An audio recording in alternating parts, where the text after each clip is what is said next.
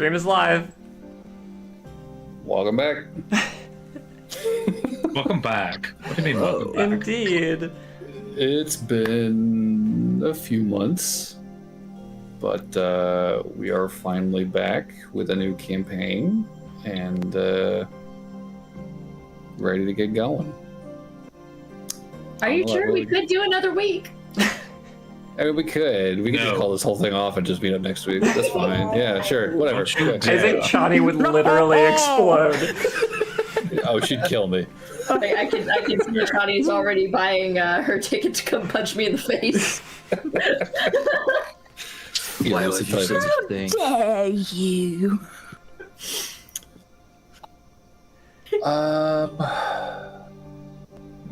Is the string going? It's got like a 30-second delay. Oh, okay. Which is, I mean, I'll double check just to make sure. I'm watching it right now. I'm seeing a map and I'm like, it'll switch over. Not playing nothing yet. Any second now. Any second now. Actually, if you are watching it, tell me, make sure, like, listen to the audio on it to make sure it sounds okay too. I'm not listening to the audio. I've got. Because if I listen to the audio, then it comes back the room into the disc or into the OBS thing. So. Oh yeah. Yeah. You're also streaming your audio. That makes sense. Yes. Oh, okay. It is running. Ah. Still high stream. Okay. Hello. It is super delay. Yeah. Cool. So it is running. Sound is going. It sounds like everything is functioning correctly. Oh, and this just reminded me I need to start recording locally too. There we go. Now everything's good. Last step of the process. Cool. Welcome to the stream, officially. But yeah, we have a new campaign, and I don't really have anything to say ahead of time other than And an entirely new, colorful cast. yeah, we'll be meeting all of them hopefully today. I say colorful, Hopefully. but also they're learning grayscale. Hopefully. We'll see how long this takes. But without further ado, I will begin with our I hesitate to call it a recap, our preamble, our prelude. Recap. Yeah, the pre-cap to Antebellum. Okay. So, the year is 444 post-founding, and the United Kingdom of Lythor teeters on the precipice of civil war. 12 years ago, the East Alliance of the Emerald Coast fought off what some are calling the Eighth Incursion, an upstart cult led by piratical elements based off the island of Daggermore, plotted to unleash an ancient evil slumbering in the depths of the Sea of Halan. Through the combined efforts of Alliance naval forces, Gatewatch remnants, renegade wardens, and an upstart adventuring party known as the Lost Emeralds, the cult was defeated, and the Leviathan, now known as Meirlands, was barred from our world. In the wake of this war, however, the Emerald Coast has come to threaten the cohesion of the United Kingdom. The Green Wardens of the region openly rebelled against their creed and participated in direct military action, and have orchestrated a schism within their ranks to offset this offense. The Gatewatch is rumored to have deployed a contraband Illyrian warship equipped with decommissioned autonomous drones, though these rumors are as yet unsubstantiated. The Central Division of Investigation's offer of aid during the conflict was rejected by Alliance officials, and CDI officers were violently ejected from their offices in Freeport, Chaser, Sonnery, and Holborn in the course of their lawful investigations of these matters in 434. In light of these transgressions, the United Kingdom has had little choice but to acknowledge the unrest in the Emerald Coast and begin tightening the reins on the mutinous polities of the East Alliance through sanctions, blockades, and, where possible, the arrest and imprisonment of insurrectionist leadership, to mixed results. In the 12 years since the Leviathan cult was dispelled, tensions between the coast and capital authorities have mounted, and military intervention along the eastern seaboard grows more and more assured. Divisions have mobilized across Lythor and are amassing in the western shadow of the Hadriel Mountains to prepare for what may be one of the largest land invasions undertaken in the history of our settlement on Vaergose. Speaking on behalf of Nostirith High Command during a press conference on Vaesia last week, Press Secretary Silvaris Rosavaneth had this to say: "The United Kingdom is the sum of all its parts, great and small, and we would be all the worse without our brothers and sisters in the East.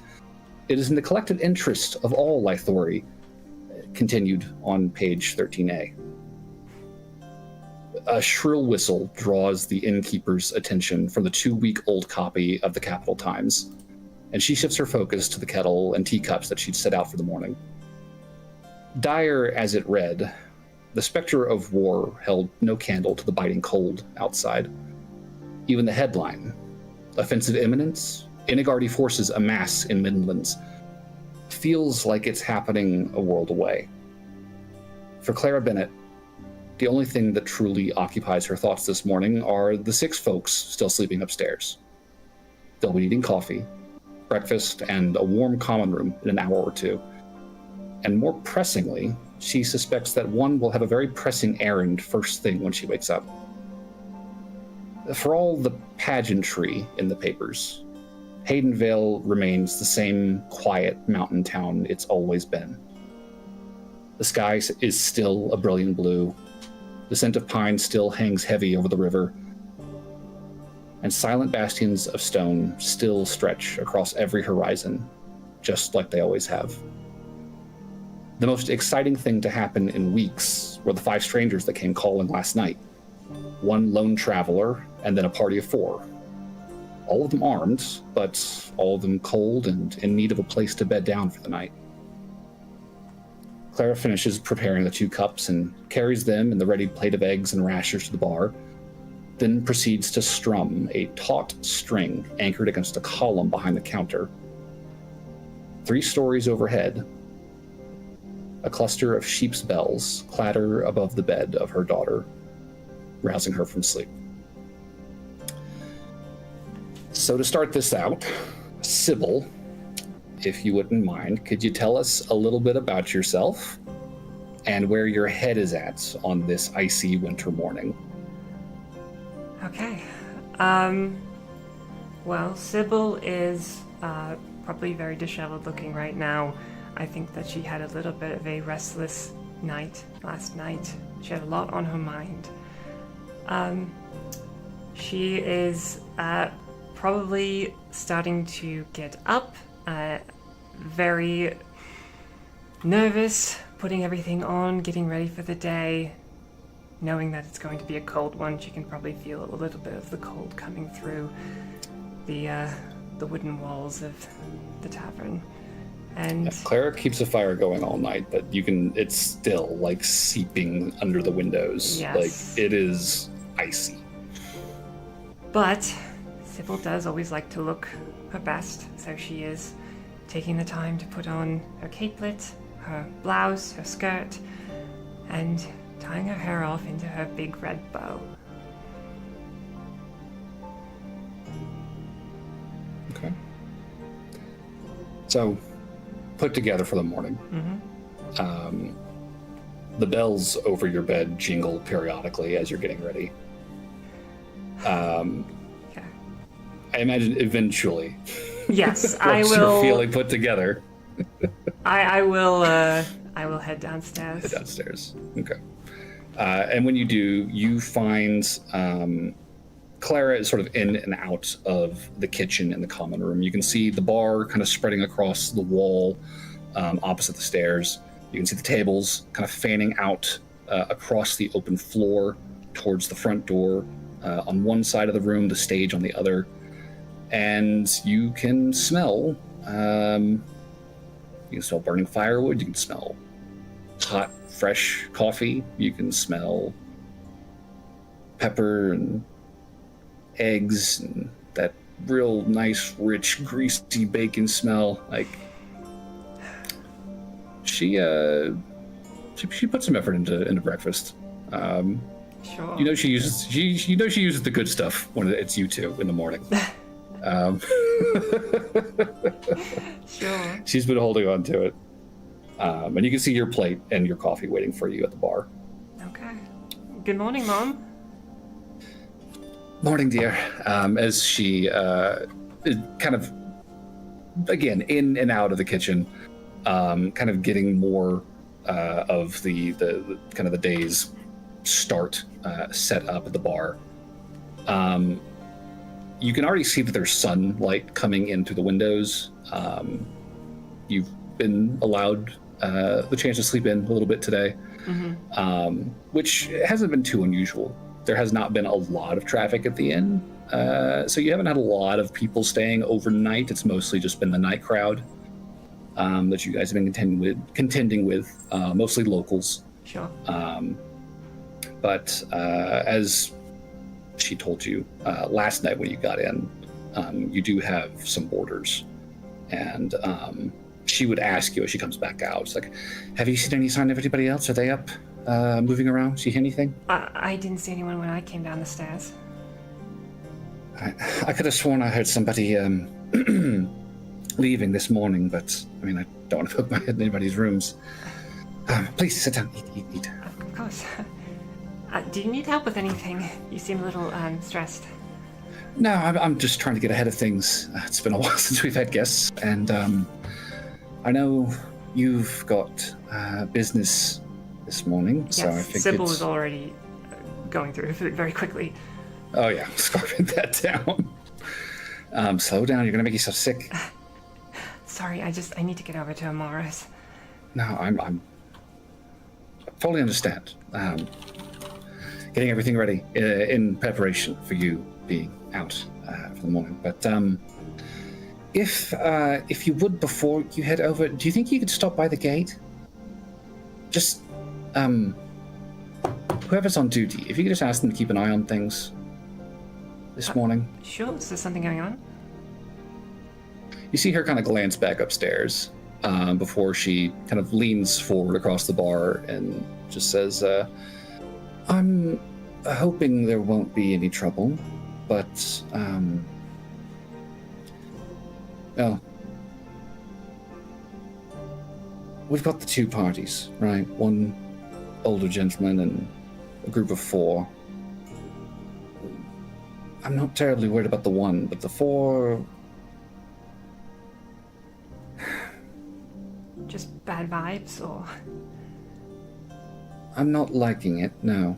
I'm a little worried, so just in case. Okay, sure.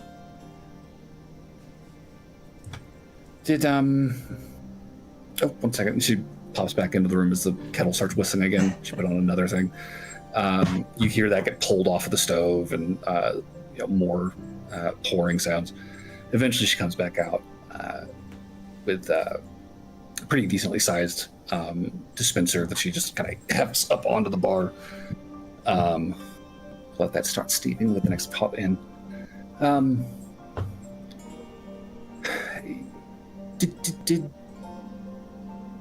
Did Alfie say anything last night? You didn't really get a chance to...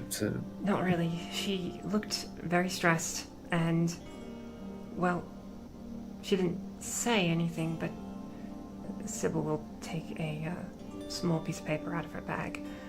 She dropped this letter. I wasn't sure if I should read it, but I did. But I went over it afterwards, and I talked to Amara, and Mara said she wasn't going to let her go anywhere or let anything go wrong, and she just was going to keep an eye on her till the morning. So I want to get over there as soon as possible. Well, if she hasn't eaten yet, by all means, bring her over. I'll get breakfast ready for her as well. And that friend of hers, if he's in town. Errant? That's his name. Sure. I can extend an offer. Please do. Did you want me to send any of the other employees in this morning, just for a little extra help? I don't think it'll be a problem. It's just the 5 of them. Well. Let's stop by the gate. Yes, okay. I think at this point Sybil's probably already gone through her food. Yeah, just clean plate, drained cup. Mm-hmm. Okay. Pulling the winter cloak on. Yep. Yep. And I will head out the door. Okay. With that, Sybil, you step out into the morning of Haydenvale and are instantly met with a biting, sticky cold that just cuts through your clothes. It is well below freezing. You can feel the hairs in your nose beginning to freeze. You can feel your eyes sting at the slightest breeze. It is deep winter right now, and while the sun is up and is a welcome reprieve when you can step out of the shadows of the buildings into the street, it is nowhere near enough to stave off the chill in the air today. I should have grabbed my scarf. Just judging from this, you would wager it's probably not going to get even close to freezing today. You'll be lucky if it breaks 20. But it'll be tolerable when the sun's higher in the sky. Ever so slightly. You can see off to your right down the street, just past a few more buildings, there is the wooden palisade that kind of surrounds the edge of town. The gate is currently standing open. You can see both watchtowers on either side of that gate are currently occupied, and assuming no irregularities, you expect that the guard posted at the gate will probably be standing on either side of it outside, kind of facing the forest. Sure. They generally keep a pretty decent watch on things at all hours, regardless of the temperature.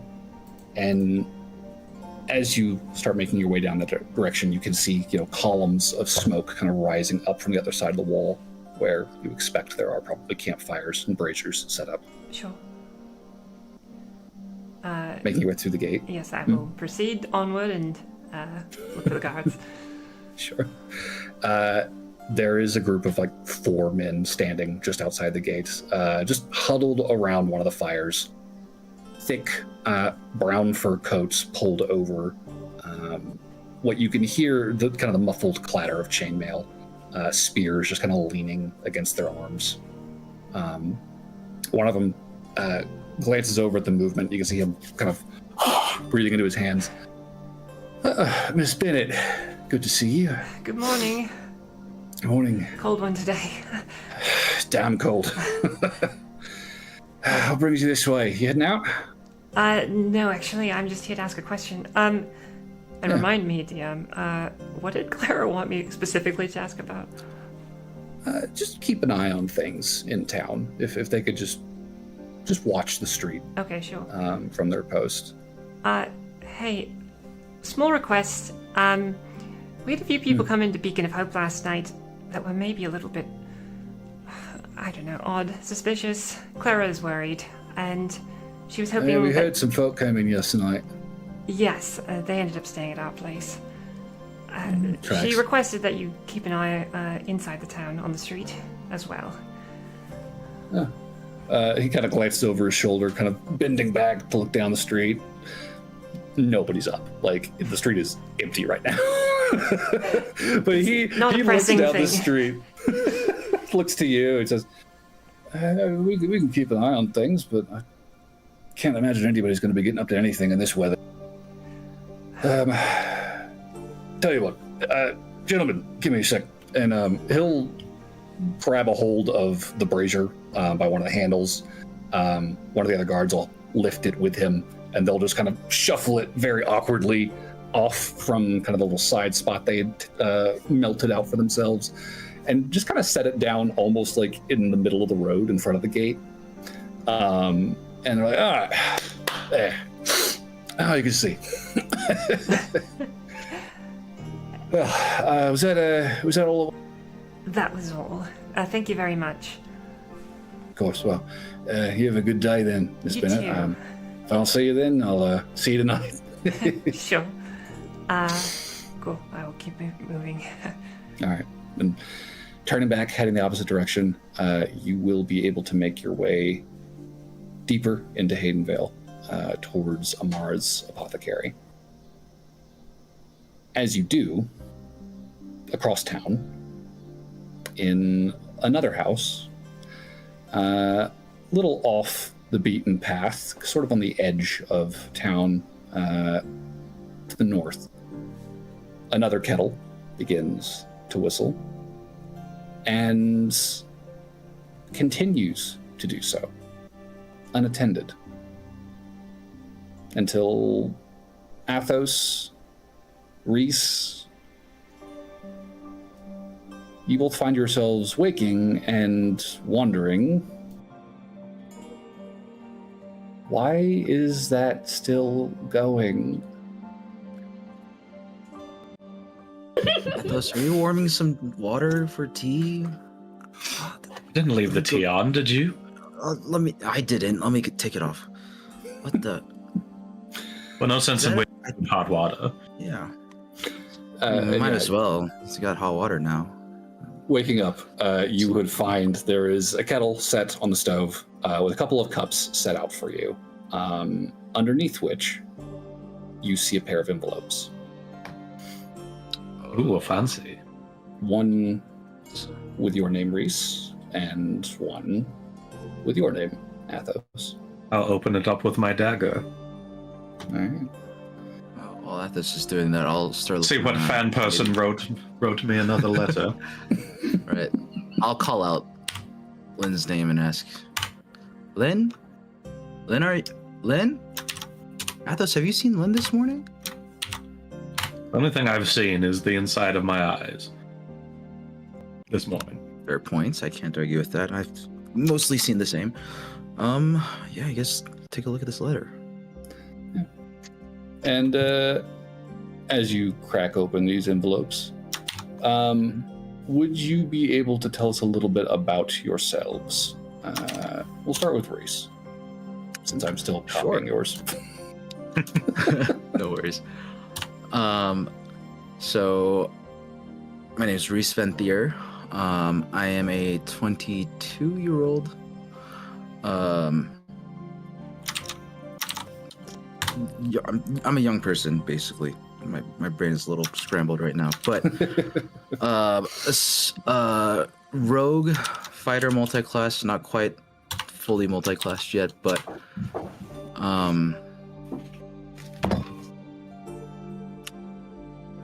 was traveling for most of my life from the western side of the continent. I've lived here in Haydenvale for a little over a year and a half, and sort of settling down here. Kind of a not very much talked about past, and mostly a lot of secrets to himself, but maybe we'll see if some of those get revealed over the course of this. One would hope. Yes, one would hope. And relatively young, so not quite knowledgeable in kind of the ways the world works.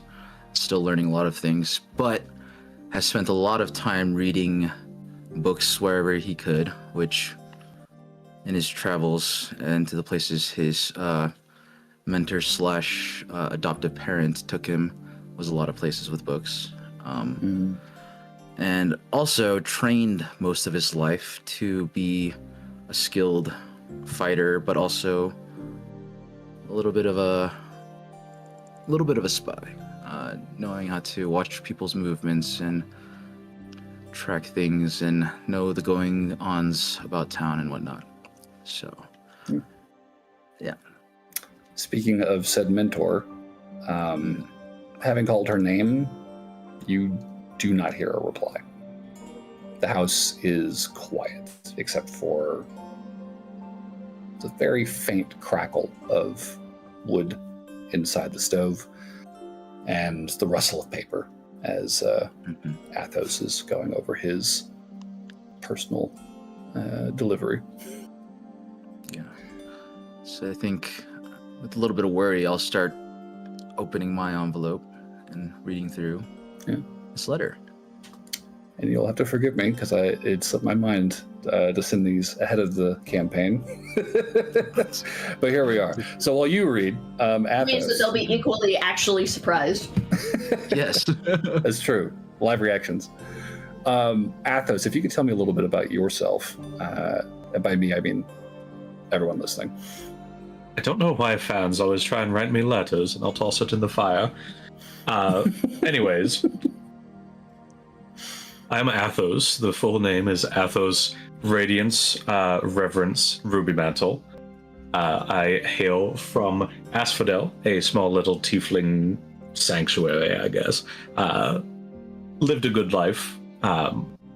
Two rich miser parents, about as well as anyone else as a tiefling could live. Wanted to discover a bit more about magic, and through my various jobs, mostly working on my parents' jewelry store, I was able to finally save up enough for college and get there. And due to a few unforeseen events, I find myself down here trying to figure out whatever it is that is going on with me. But I am currently a sorcerer, but I do wish to be a wizard someday. Query: did you graduate? No, I only got in about I believe a semester or two. If I about recall a semester, correctly. yeah. Yes. They wouldn't give me a refund. I'm very, very frustrated about that one. You did leave in a bit of a hurry. Well, I still wrote to them, and they have not written me back. I expect to have it at some point. Having a permanent address might help, but we'll see if they ever get back to you about that. Yeah, Athos, having read of and now disposed of your letter, what are you doing while Reese is still reading? I am definitely going to try and figure out the probably closest way to get, or quickest way to get to the destination. That was all. But for right now, I'm going to pour myself a good cup of tea. Trying to think it over what's all been told in my head. I'll say give me a history check as you think over that letter. First roll. Got it. Oh, my history's not too terrible. That is a 15. Okay. Lacking a proper map, you're kind of going off of memory, but from what you do remember, Haydenvale is south-ish of Asphodel. At the very least, you know your heading is north. You're not confident you recall the terrain between here and there, but just judging by what's out the window, you do know that there are mountains to the north, much like there are mountains in every direction in this valley. And it is pretty snowy out. So you know it's not going to be a quick, pleasant trip. The Santa Morte Valle is a significantly different climate to this place. You don't see nearly this kind of snow out there during the winter. Maybe a sprinkling of it, every couple of weeks, but this is like, feet and feet of it that have been just piling up night after night. Not 100% confident what you're going to find between here and there, but you are fairly certain your heading is north. Based on this, I have a feeling that I shouldn't travel alone. I'm lucky I got as far as I did to this point. I think Reese will, at the point of finishing his own, letters, he will toss one paper into the fire as well, burn it, and then carefully fold up the other one and place it back in his room. Oh, did you get a fan letter too? Yeah, didn't you see there were two on the table? Well, I figured Yeah. since you burnt it, must be a fan letter. That's what I do with all mine. Maybe something of that ilk. Sorry, I've got a lot on my mind right now. As do I. That fan got me thinking about a few things. I don't think I'm quite in the mood to really cook anything. Well, here, at least have some tea to warm you up. And I'll pour you a glass. You're right. There are those cups on the table. It's lavender. Take the cup. It came from my incense block. No sense to waste good lavender. Well, whatever it is, it smells amazing. Take a couple sips. Given that it's coming out of an incense block, it is probably a little bit on the side. Yeah. That really thick, heady floral smells coming through. Yeah. Reese is slightly astringent without a little bit of sugar in the tea, but it's a welcome reprieve from the cold for sure. Mm-hmm. That said, the rest of the house is dark and quiet. Yeah.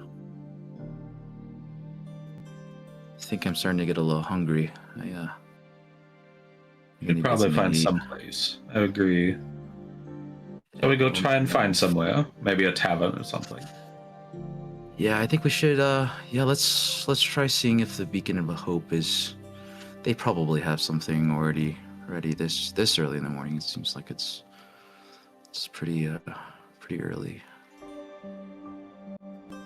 Sorry, I'm a lot of my mind, like I said. Let me go. I'm gonna go throw on my cloak. Oh, no worries. There's a lot on my mind as well. I need to figure out how to get north. In this weather, I feel like the more the merrier. think sticking together is probably the better idea. Yeah. My fan said so as much as well. Well, that's great. But- And I'll slap my hand over your shoulder. Let's go get some food. Yeah. Let's do that. That's a good idea. Something in my belly will help me process the stuff in my mind right now. Yeah. Okay. So, I mean, you guys can pull on your boots, pull on your cloaks, step outside into that biting, humid cold. Oh, through your great, sweet fucking heaven. It is. My balls are going to freeze off at this oh rate. my goodness. I'm right there with you. Holy moly. Oh my god. Oh. Y'all not been getting up quite this early. Go. Let's go. It's given the weather lately. But you can very easily begin trudging your way down the street, to kind of pushing through the snow, making your way towards the Beacon of Hope. As you do, we move yet again to a third house, sort of in the center of town, where a couple more people are waking up to the sounds of movement, clattering downstairs. What time is this? It's after sunrise. Oh, I'd already be awake. It was a late night. Would you not be sleeping in at all? All I'm hearing is that I'm irritated and awake. All right, Aaron, tell you what, give me a con save. Said somebody didn't finish a long rest. Con said? Yeah. That's fine, I'm decent at con. 13. Okay. Yeah, no, I mean, you were up pretty late last night. Amara came back with Alfie in tow. Little before midnight, if I recall correctly, and y'all were up for a few hours after that. So, when did you wake up exactly? I feel like as the sun was coming up, because you know how it is whenever you always wake up at the same time. It doesn't really matter what time you went to sleep the night before. You still kind of wake up at that time. So you've been up for about an hour and a half, maybe? Yeah. Okay. And there ain't enough coffee in the world. What have you been doing in that time? Probably packing, or getting my stuff together, because there's gonna be a trip today, so I should, and probably muttering lists, like Muttering lists. Oh, muttering. I thought you said mothering. I was like, what? Probably fishing. Nah, I don't need a full fishing rod. Probably bait and tackle would be good, or at least tackle. So, clattering downstairs and upstairs at this hour, Alfie then would be waking up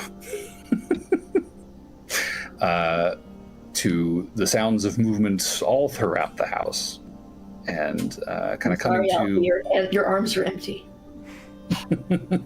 Oh.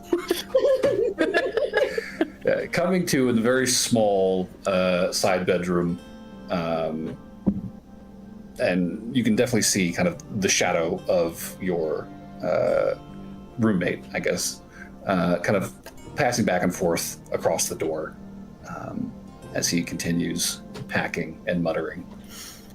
Can I roll perception for movement?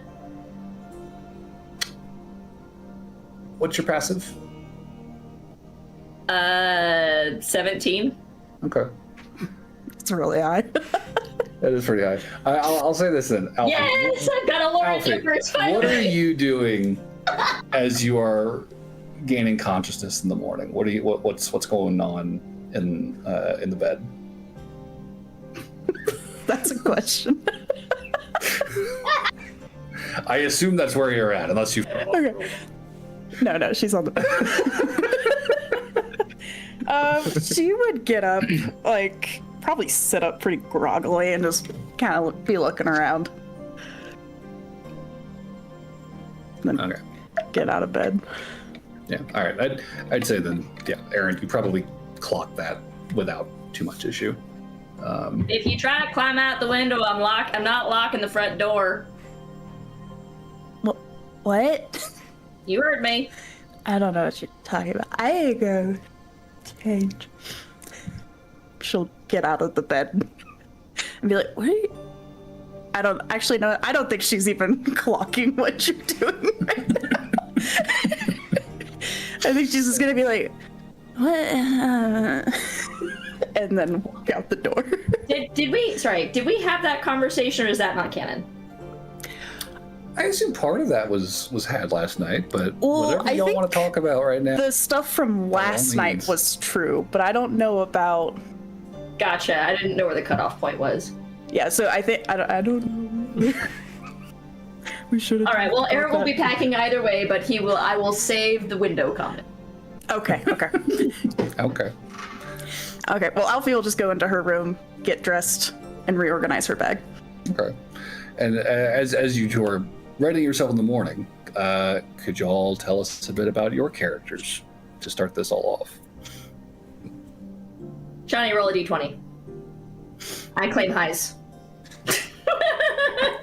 I got a 10. That's That low. would be lows. All right, Alfie. Okay.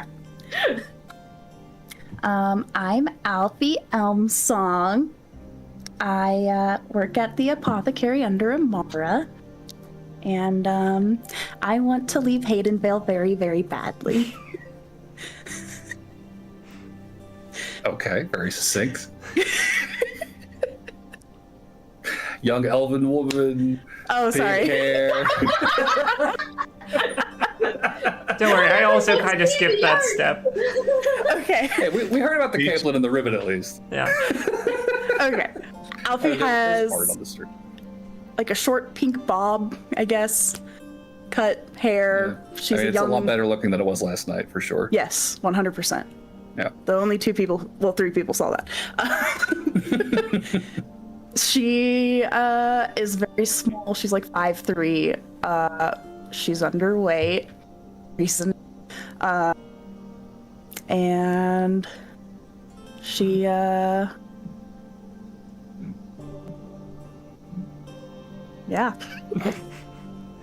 Okay. That's Alfie. That works. Cool.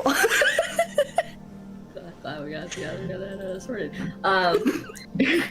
Aaron, on the other side of things, is rather tall, as in has to duck his head so that his horns don't scrape the top of doorways tall. Anybody who's seen him around town, he is a dark gray tiefling, and yes, he does have a tail. Anybody who's seen him around town finds him a little bit abrasive and or grumpy, depending on the day. Okay. But, you know, some people are really bad about getting that personality trait through their thick skulls, so, got at least one friend in town.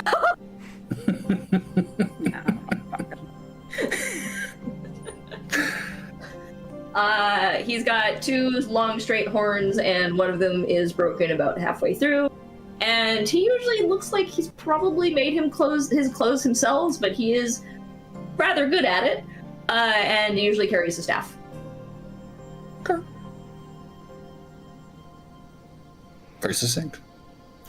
Yeah, as you two are getting ready then in the morning, eventually you will hear a voice call up from a very narrow little stairwell at the far end of the hallway. Amara downstairs saying, "Are you two up? Breakfast is almost ready if you're hungry." Yeah, I'm coming down.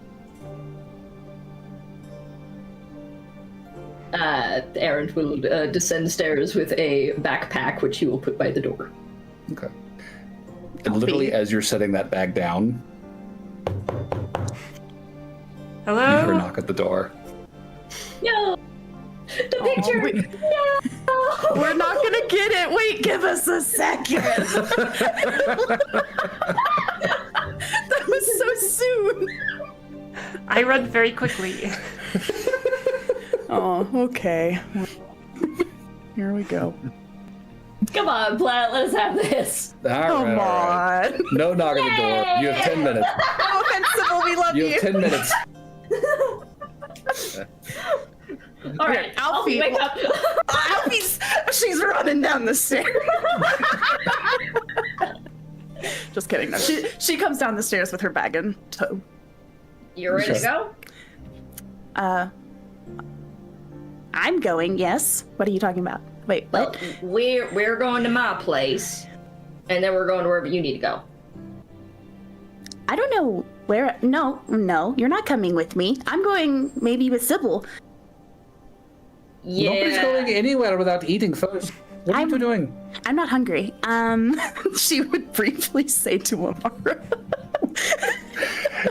And Amara, all right. Even if let's pretend. giving you this look like, what are you? No, you're eating.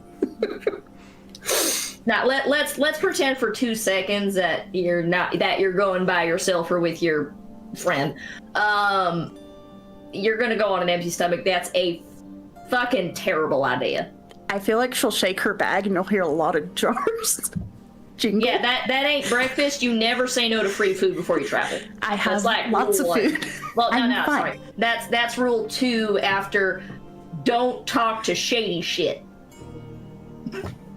The first rule is never, or second rule is never say no to free food. Okay, fair enough. Anyway, I'm going. You don't have to come with me. You're fine.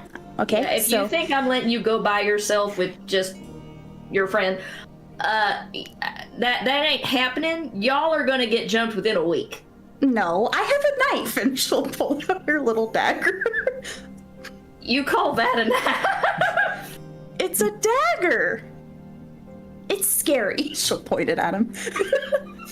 How long is this blade? Like 2 inches? 3? No, it's like an actual dagger. It's like a paring knife. And then she'll put it back.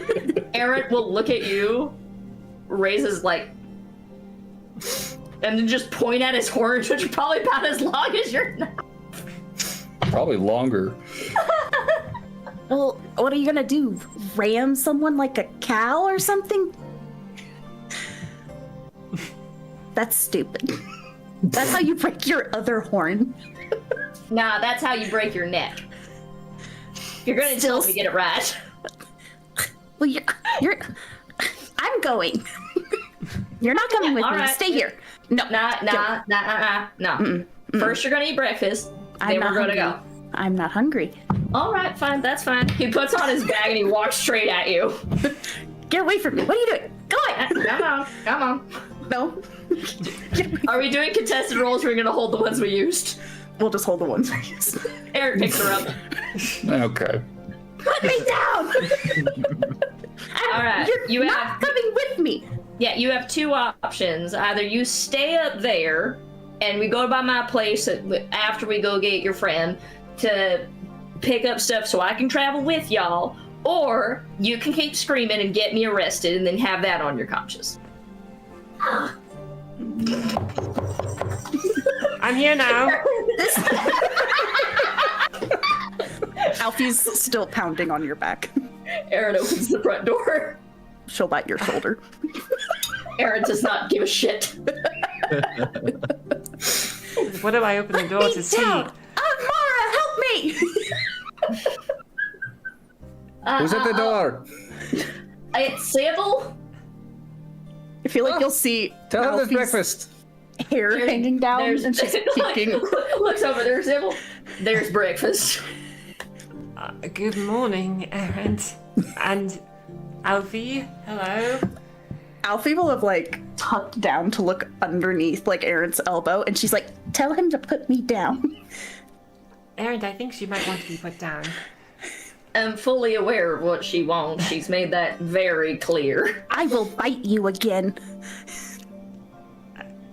Girl, I've been bitten by Rottweilers. You ain't got shit. I can bite. She'll bite harder this time. Why is the biting and picking up going on exactly? Sorry, I missed everything. She's convinced that the two of you will be fine if you guys go on an adventure or something together by yourselves unattended. I don't trust that. I'm perfectly capable of handling myself. It would Now put me down. Like you're perfectly capable of eating breakfast? I choose not to, because I'm not you're hungry. breaking rule 2. That's your rule, not mine. There are rules? Should I know them? Do you have a list? Yeah, he's making up rules now. I ain't making them up. Girl, I've been traveling for years before I settled here. Rule 2. Never say no to free food. I like that rule. See, Sybil likes that rule. Well, when you get a chance, could you sit down, Alfie? Because I feel like we have some things to talk about. But Alfie's gonna kick her feet somewhere. I will come inside and close the door because it's cold. Aaron will grab Alfie's backpack and pull her off his shoulder by the bag, but won't let go of the bag. So if you want, you're welcome to try to leave, but you're leaving all your shit. I'm just gonna have her do a contested strength roll. She's gonna try. She's gonna tug on that thing. Give me my backpack. Oh. 15. 5. Alright, so fruitlessly you pull at the bag and make no headway whatsoever. You gonna eat breakfast? Sybil, what did you want to talk about? All right. So keep standing there. Is now a good time? Sorry. Oh, she got plenty of time. But I do not. I mean, you I got have words for you. And she's gonna point at you and be like, shush. Do any of them start with F? What? Do any of the words you got to say to me start with F? No. Then we're fine. She does a pouty expressive, and she looks angry. Has it been like this all morning, Amara? Well, for the past Approximately 10 minutes. 3 to 5 minutes, something like this. Are you hungry? Would you like to eat? These are getting cold. Quite literally just stuffed myself before running over here. I'll eat. Aaron sits down but doesn't let go of the bag. Is it still on Alfie's shoulder? Is he just dragging her across the Up to you.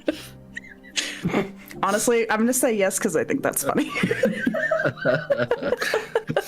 Aaron takes a couple steps away from the door, down at the table, and you're just being pulled on your heels with him as he goes. Good. Amara is sitting at the table. She looks less than rested, but she's up, and now that everyone's kind of in the room properly, she'll kind of look to Sybil and say, well, it's good to see you at least. And It's good to see you you seem too. better rested than, well, most of us. I got an okay amount of sleep, I suppose. I will have, I'll snack on some toast or something while I'm here just to not be rude. Sure. And to, as the Hey, the Sybil mood knows not to calms break down. rule 2. I mean, Amara is I a will very good cook too. I know Bite not. you, She is. smack you, or shush you up. Shush. No violence at the table, Alfie. Could you pass this to her? She'll hand a plate to Aaron. I want hand plate. Are you gonna eat this, or I'm gonna just tip this plate into your bag? Don't you dare. She'll take the plate.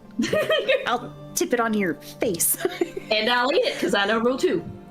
Children, please.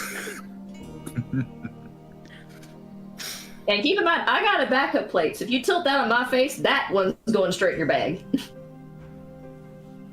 Sybil, what did you want to talk about again? I feel like it might be fairly self-evident, but last night it'd be lovely to get some Oh. context about everything. Yeah. Oh, are you talking about the hair?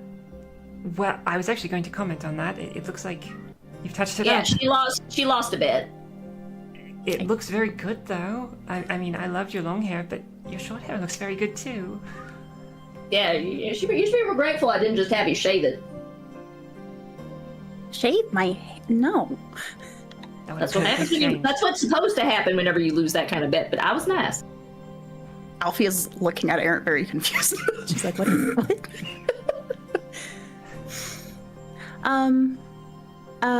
We can talk upstairs if you want. Or we can just talk right here, too.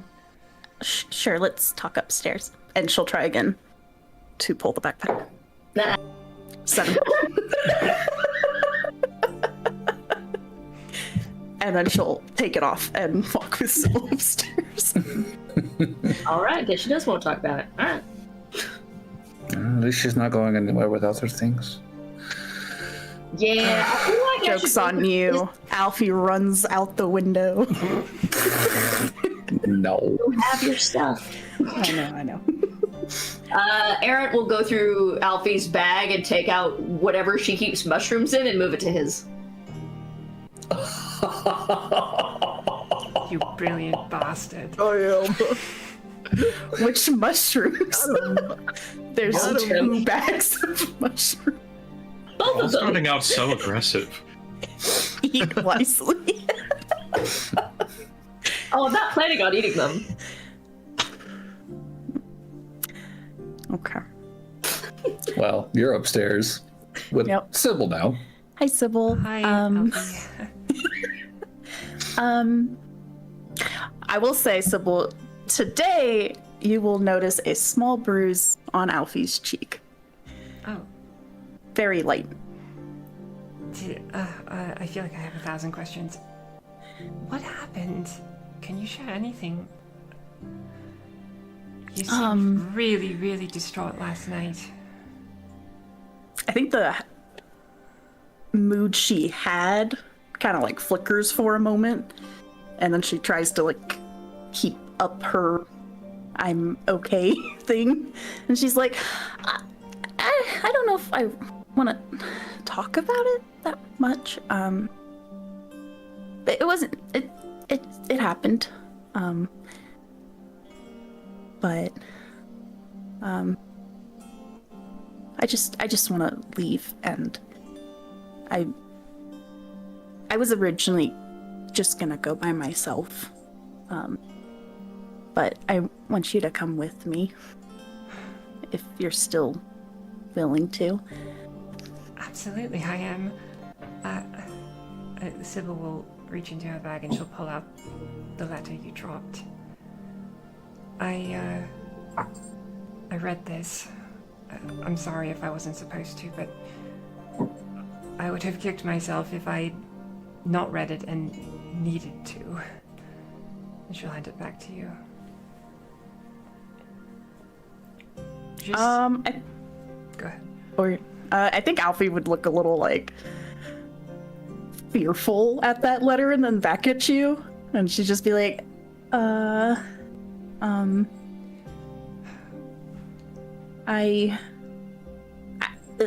was gonna give this to you when I left, but I don't really know what to say. Well, I know what I want to say. I've had time to think about it. Alfie, I hope you know that none of the assumptions you make in that letter about how I feel are at all true. I value you immensely as my very best friend, and you would never, ever hold me back. I think that everybody feels like they're a burden sometimes, but I can't imagine moving forward in my life without you in it. I'm very, very glad that you didn't run off without me, because my life would be so much emptier if you weren't with me. And if you feel like, because of whatever happened, you need to leave Haydenvale, then I'll go with. We can use that as our spark, our reason that we are. choose to leave finally. I know we've talked about it for a long time, and we've been looking for a reason. And I wish it was a good reason, but this will do. I think Alfie would give you a hug. Might hug her back. I'm sorry. It's all right. I was kind of a mess yesterday, so,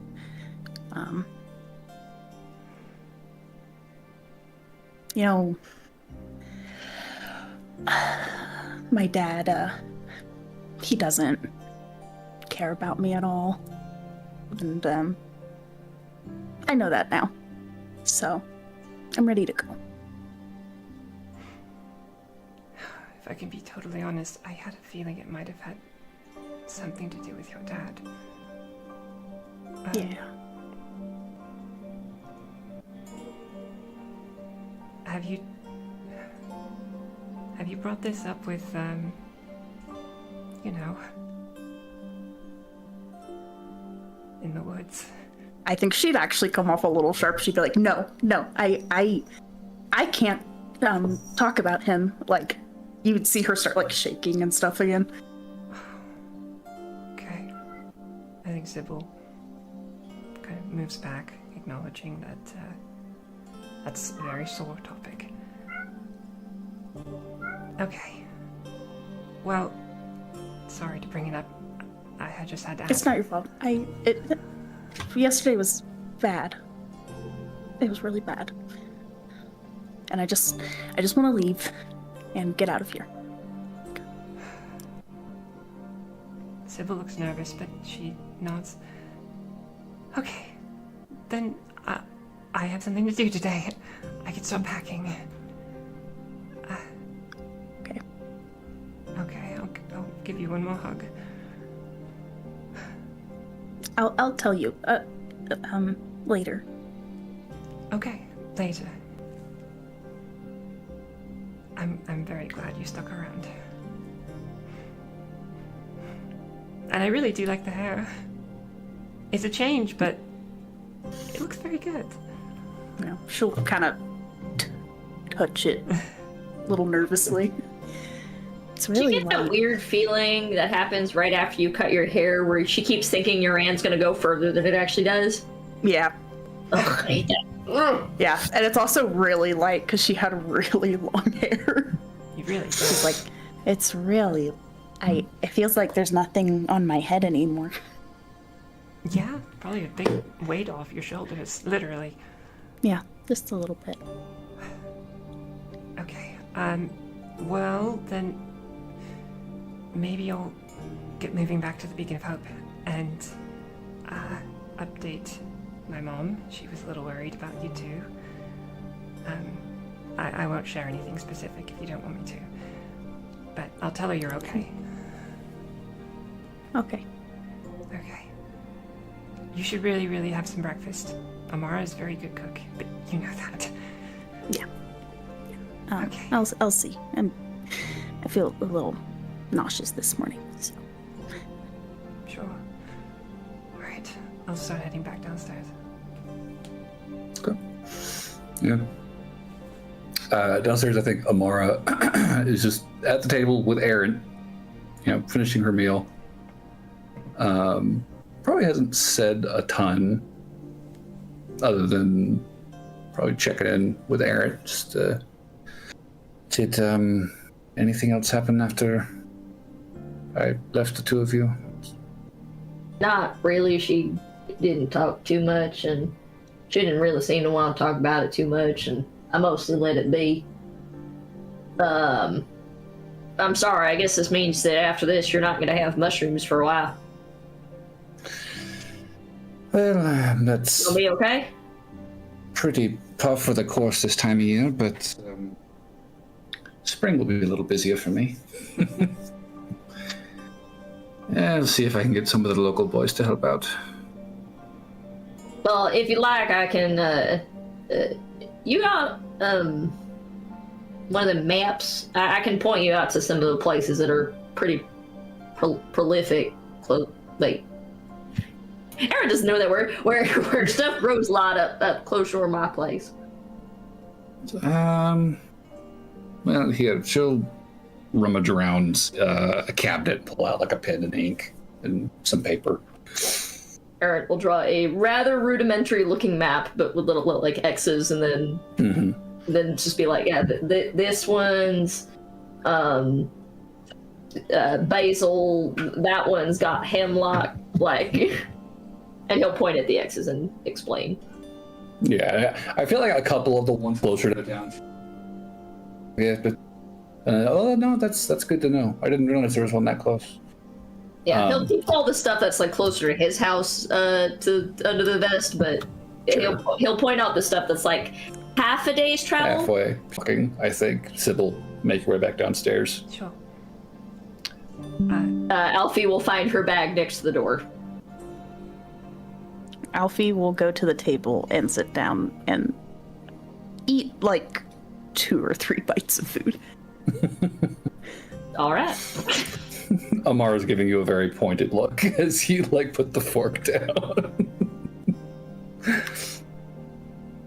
But she'll let it lie. I will probably say to just, I guess, the main room here while I'm standing by the door. I don't know. Are you both planning to leave Haydenvale today then? Yeah, No. we're gonna need to stop by my place first, just so that I packed for like a day's travel, but it sounds like this is gonna be a longer one. Aaron, you don't have to come. You can just stay here. If Aaron wants to come, he could certainly come with us. Yeah, see, Sibyl's got the right The idea. more the merrier. Get that smirk off your face. It's always there. Why would it be? It's a nice day outside. It's not. It's awful outside. Yeah, it's pretty nice. It's not overcast or nothing. We got a nice bit of sunlight. It ain't going to freeze today, which is good. Okay, Ain't nothing compared to that storm like, what, 4 years ago? Man, that was bad.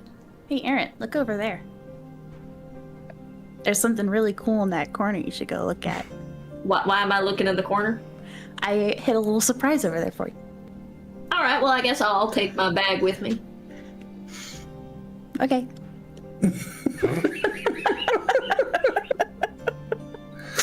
Eric goes and stands in the corner, but he leans back into the corner and not facing it.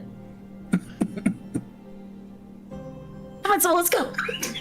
She'll grab Sybil's hand and run. You might Wait, where are we wanna check going? you might want to check your bag before you get too far. What are you talking about? Just an observation. Did you go through my bag? Give them back. this seems like it might take a while to work out. I really should get moving. I'll be staying here. You let me know when you're ready, and then we'll all head out. If you're okay with that. I was going to say maybe you two should, when you're ready, head over to Beacon of Hope, and we can all move together. I'm not sure. Are we heading north, south, or do you have a specific direction? Maybe we should talk about that over lunch. We can go. It's about a day's travel to my place, which is the reason I'm asking. Timing's. So if Okay. we're heading north, it'd be better to wait for you. If we're heading south, it'd be better for us to go. Or at least me and these mushrooms. I don't know, but I have to go talk to people and tell them what's going on, so we'll figure it out, okay? Alfie's face is We'll get really ahead of red you. right now. Well, while the mushroom standoff takes off, it sounds Yes. like Sybil is. I leave a very, very tense breakfast table. Amara's like massaging her. Like, could you two please Tell him to give me my mushrooms back. finish your meal, Alfie? I'm not hungry. I just want my mushrooms. Well, why would you need mushrooms if you ain't hungry? Because I need them for later. Sybil, Yeah, let's fade out. Yeah, we'll fade out. We'll fade out. Sybil, step back out of the cold. Around the building back towards Main Street. And as you turn down that road, you actually see at the far end, near the gate, Reese and Athos step into view, rounding the corner, making their way for the Beacon of Hope. You guys can converge at the door there. Hi, guys. Hi, Sybil. Hi. Well, hello. Good morning to both of you, even though it's a very cold morning. How are you guys doing? It is a bit of Very cold. morning, You but said- I am much warmer seeing you now. You're so sweet, Vaergose. Oh my god, this guy. Sybil, are you on your way to the Beacon of Hope? Can we go with you if you are? It's cool. Yeah, absolutely. I was just heading back there. Come on. Okay. Yeah, stepping inside, you would see slight shift in the common room, couple of people downstairs, and to rewind time a teensy tiny bit, Sir Aldrich, you would have awoken to the sound of a door down below, kind of swinging shut. You would also hear, in due course, the kind of slowly rising sound of activity from the kitchen below, pans banging together, doors swinging open and closed. At some point, you do clock the sound of kind of heavy on the stairs. At some point, you will have to pull yourself out of this bed and into the cold. And despite the warmth of this tavern and inn, you are feeling your age. It's been a long journey to this town. Long and arduous and cold. And you are achy. But eventually, you will need to carry on with your day and continue with your journey at some point. So what does Aldrich's morning routine look like as he's kind of getting himself put together? Aldrich has a habit of waking up very early due to his military service.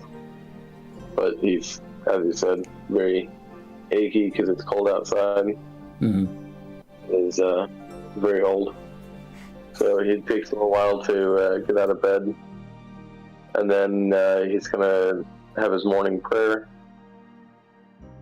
And then he'll start getting ready, getting his clothes on, getting his hat on, getting his cane. And then he'll hobble his way downstairs. Okay. To get some coffee and some breakfast. And when you come down the stairs into the common room, you would see it is largely empty outside of the proprietress who, let you in, gave you a key to a room last night.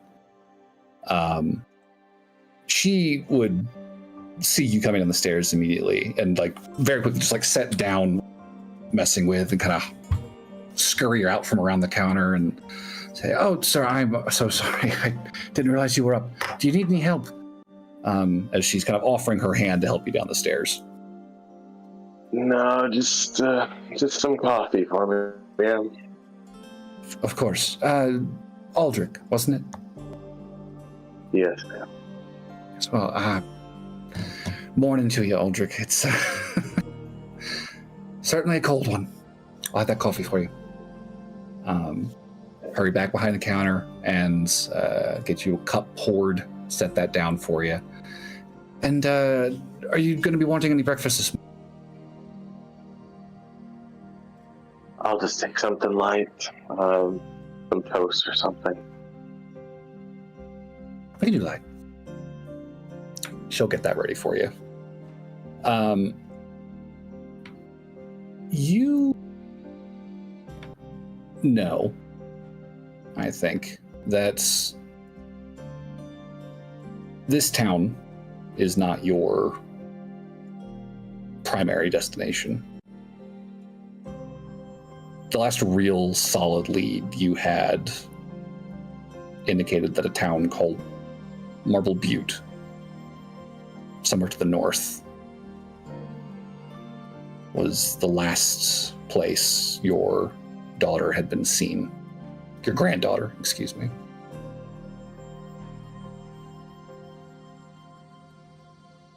there's no real reason to linger here, but it is certainly the most civilized place you've stayed in probably weeks, at least since you left the city of Pseudo. And it's honestly been a nice change of pace with a mattress under your back and a decent fire, walls, and a roof over your head. Couldn't hurt. Maybe recoup a day or two. Maybe. Probably have to check on your horse first. See where he's at. He wasn't looking too good last night. Cold's definitely catching up with him too. As Clara gets you your toast, and she spoons you, a little bit of eggs to go alongside that, you would hear more heavy footfalls on the stairs. You hear the clatter of steel plates. And turning to look over your shoulder, you would see coming down the stairs is a man in his late 30s to early 40s, human, kind of a salt and pepper grizzle on his chin, kind of messy shoulder length, dark hair streaked with gray, wearing a pretty solid looking suit of plate mail underneath a very heavy fur-lined riding cloak. Underneath that, though, you can see that there does seem to be like a white tabard kind of draped over his chest and under his belt. You can see a sword at his hip, shield over his back. And as he kind of comes down the stairs and kind of looks around, sees you and the innkeeper at the bar,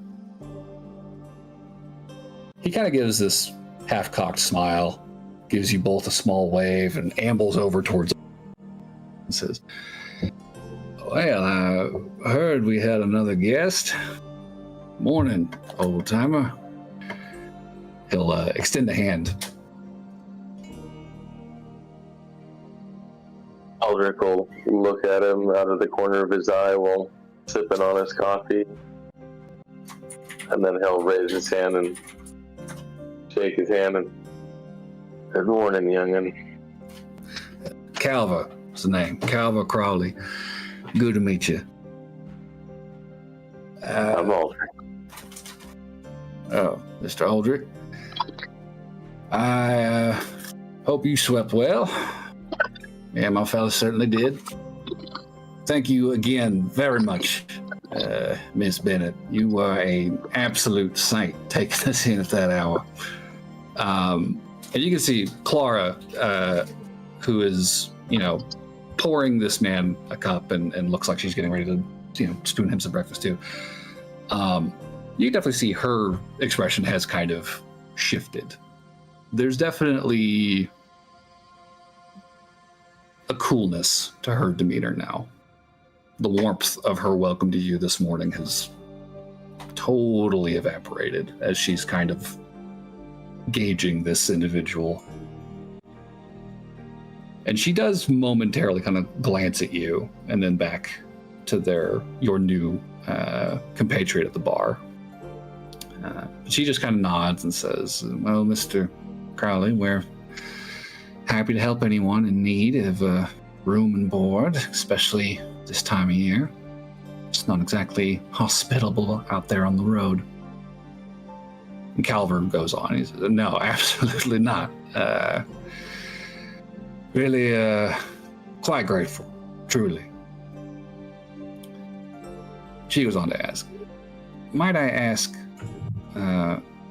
what is it brings you all the way to Haydenvale? It's not exactly a common route, especially not these days."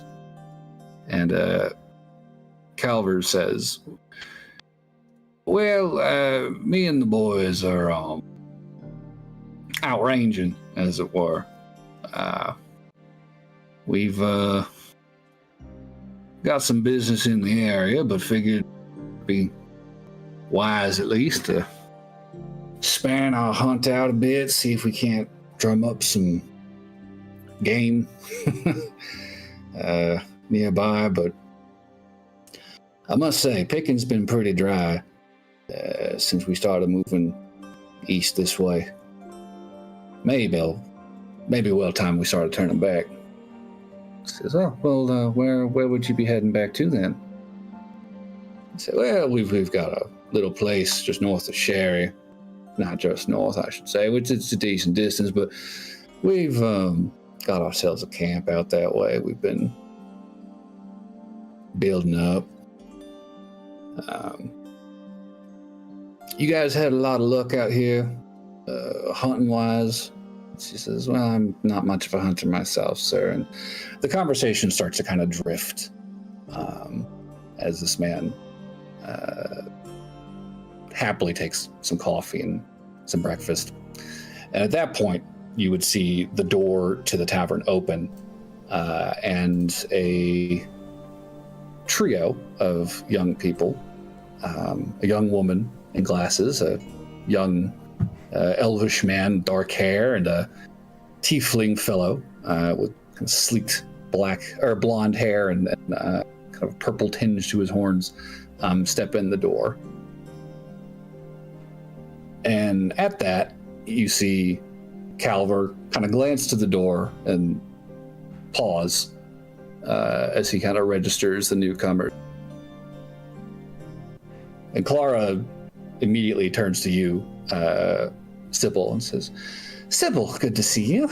Everything all right with Alfie? Yes, we sat down and talked about Athos, good to see you too. And I found these guys on my way back. We've come for some breakfast. Nothing really. And a fire. Where's the fire? I'm going to melt. Something's going to knock off of me, I swear. It's pretty cool, though. By all means, take a seat by the fire, Athos. I'll have breakfast out right away. Thanks, Clara. Oh, yeah. You can very quickly set your cloaks aside and step over the fire and start warming up. You'll see the armored man at the counter kind of just watching as you guys make your way inside. The older gentleman next to him in the hat just slowly sipping on his coffee.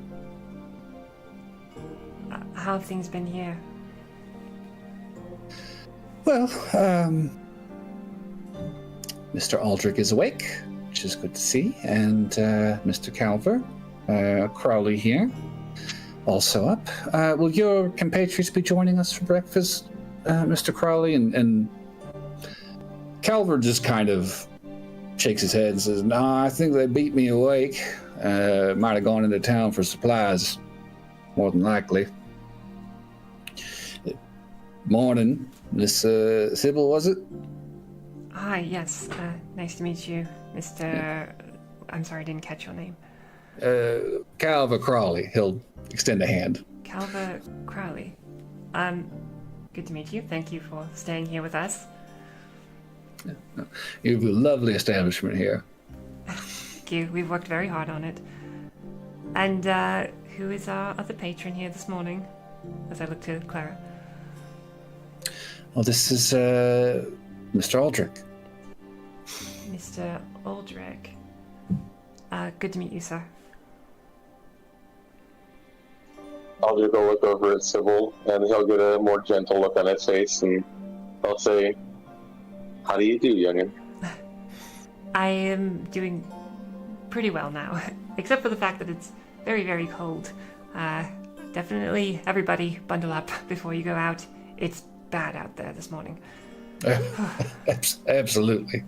I slept in this as he kind of pulls at the fur cloak he's got on.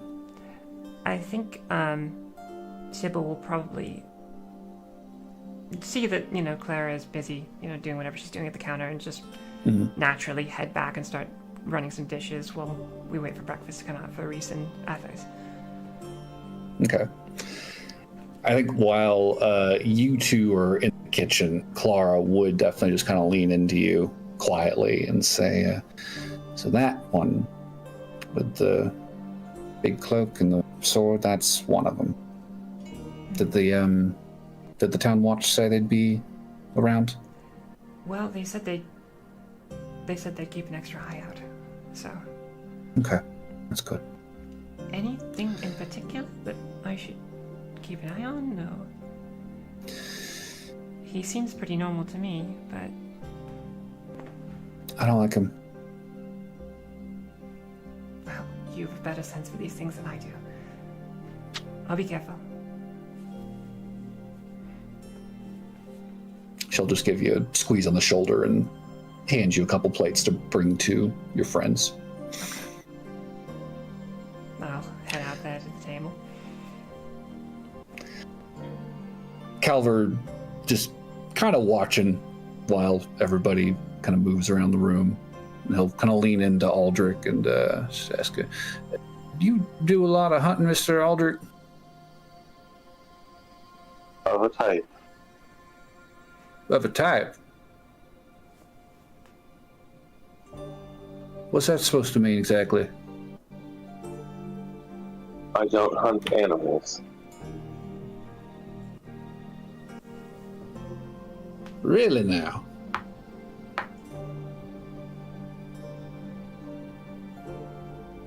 I think you would know. He actually kind of perked up when you said that.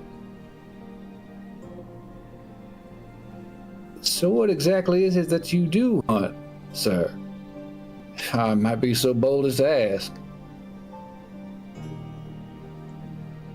Generally things that fight a lot harder.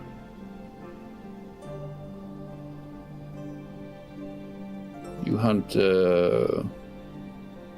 monsters then?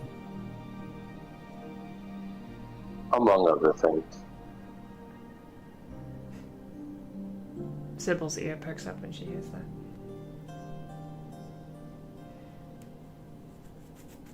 Calvert kind of glances to the trio over by the fire where they're kind of getting their breakfasts ready. Before he kind of turns back to you, Aldrich kind of leans in, says, well, Mr. Aldrich, something of a monster hunter myself. I might be curious to hear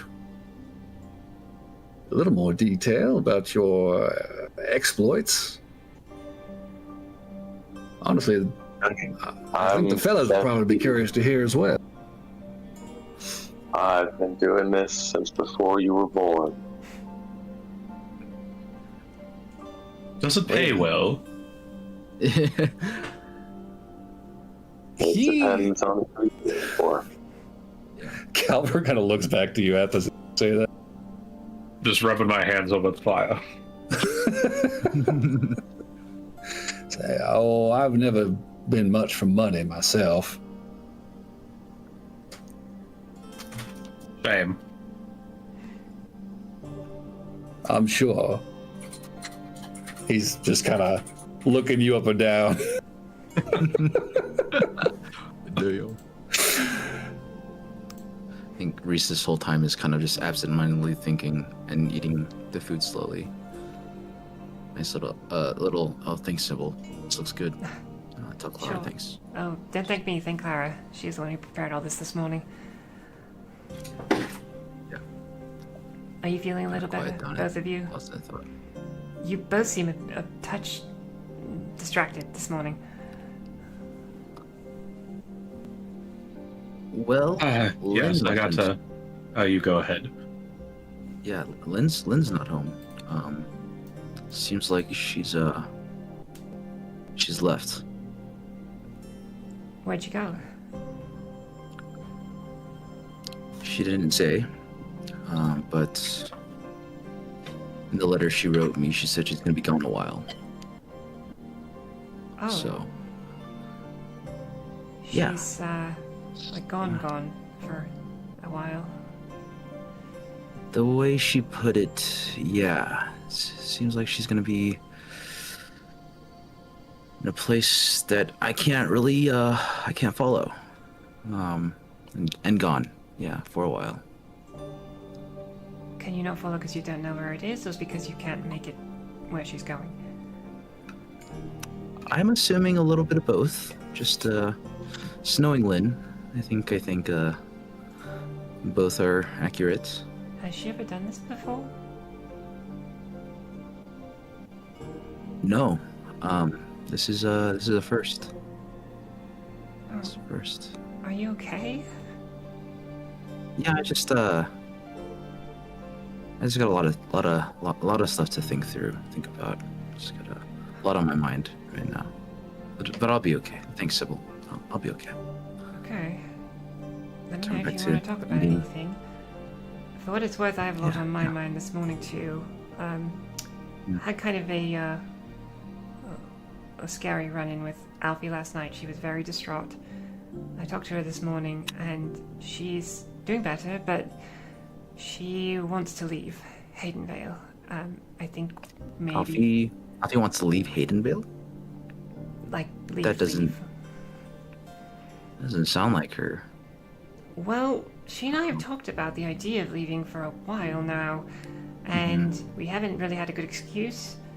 And I won't go into detail, but it sounds like she has a pretty good excuse now. So I'm kind of trying to embrace it as like an opportunity, even if it's not the best circumstance. Well, if you guys need another companion, I'd be happy to join. I don't really know where to go now. Yes, it just so happens that we are looking to travel together. Yeah, actually, yeah. I think Athos definitely should join us. Yeah, Oh, you want to I bring think we should Athos probably- too? Okay. Yeah, I think so. I think that would be good. I mean, Lynn said as much to gather as many companions, friends. She even said, rare for her, but to just travel with and trust. So I think I'd pull Athos into that bunch, even as recently Sure. as I've met him. Right. Okay. Yes. He's a pretty great guy, seems like, so far. Do you have the letter that she left? If you don't want to share, that's all right. I know you guys have a lot of private stuff that you keep to yourselves, but I was just curious. I left it with my stuff at home. Kind of wanted to just mull over Okay. and also get some food. Right. Yes. Well, Bring it with me. I mean, I'd be perfectly happy to have you join us. Honestly, I feel a lot more comfortable the more people we have. It's very cold. And Aaron made a comment this morning that we would probably die if it was just me and Alfie. So, and I think you might be right. Also, Well, Aaron, yeah, regardless. Aaron might be coming too, by the way. Depending on how the mushroom battle plays out over at Amara's. The Mushroom Wars. The mushroom. The mushroom.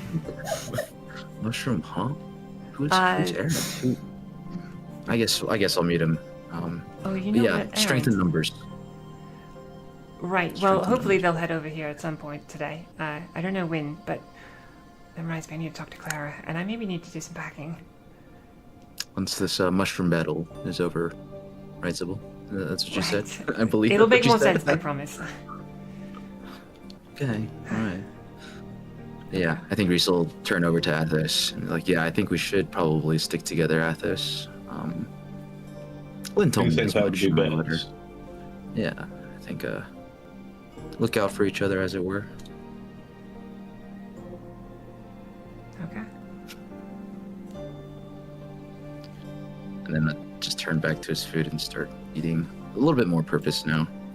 He's got at least kind of a plan of what to do next. Oh, actually, Athos, I presume we'd probably have to go back and get our stuff too. Start packing. Oh yes, I mean that doesn't. Yeah. Can I at least go once the feeling has returned to my fingers? By the way, could I get Yeah. 2 eggs? I'm going to speak up. Whatever your cheapest menu item is. Technically, that would be an ale. That is not alcoholic. That's not I asked for the menu, not the wine I menu. am the menu. Sybil, are you trying to say that? That came out never wrong. mind. That's too early for this. I'm sorry. I'm tired. We're all waking up still. It's still cold outside. And I've got brain freeze. Yeah, we were walking out there, I think, a little bit longer. You know how far my place is from here. Still trying to warm up. I think that Sybil would go get you some more eggs if you wanted. And as I did, I would probably just tell Clara, by the way, I need to talk to you. Maybe when someone comes in and starts their shift, if you have 10 minutes. Yeah, of course. Okay. I'll be upstairs for now.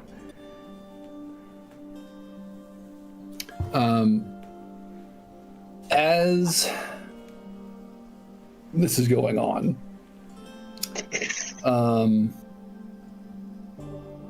Errant and Alfie back at You were Amara's. upstairs for 5 minutes, Alfie. I could have put those mushrooms anywhere. She is patting you down. Oh, Try you're again. muted. Microphone. You're muted. What? She is patting you down. Try She's again. like, what? Try again. Ain't there? Yep. Wait, he disappeared? Or? Well, the mushrooms aren't No, there. the mushrooms aren't there. Oh, gotcha. She's like, where'd you put him? Where's your bag at? Come here. Aaron's gonna just calmly continue eating breakfast while Alfie looks.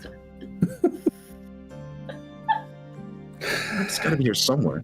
I think while you're searching for everything, Alfie, I feel like Amara at this point would pipe up and finally kind of start addressing you now that everything with Sybil has sort of played out. And I think she would ask, so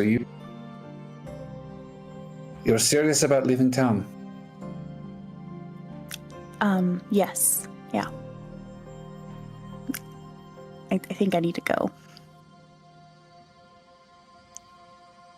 She kind of gives you this, it's a sad but understanding expression. She would say, I had hoped perhaps when you did eventually leave, it would be under better circumstances. I am sorry that it's playing out quite like this.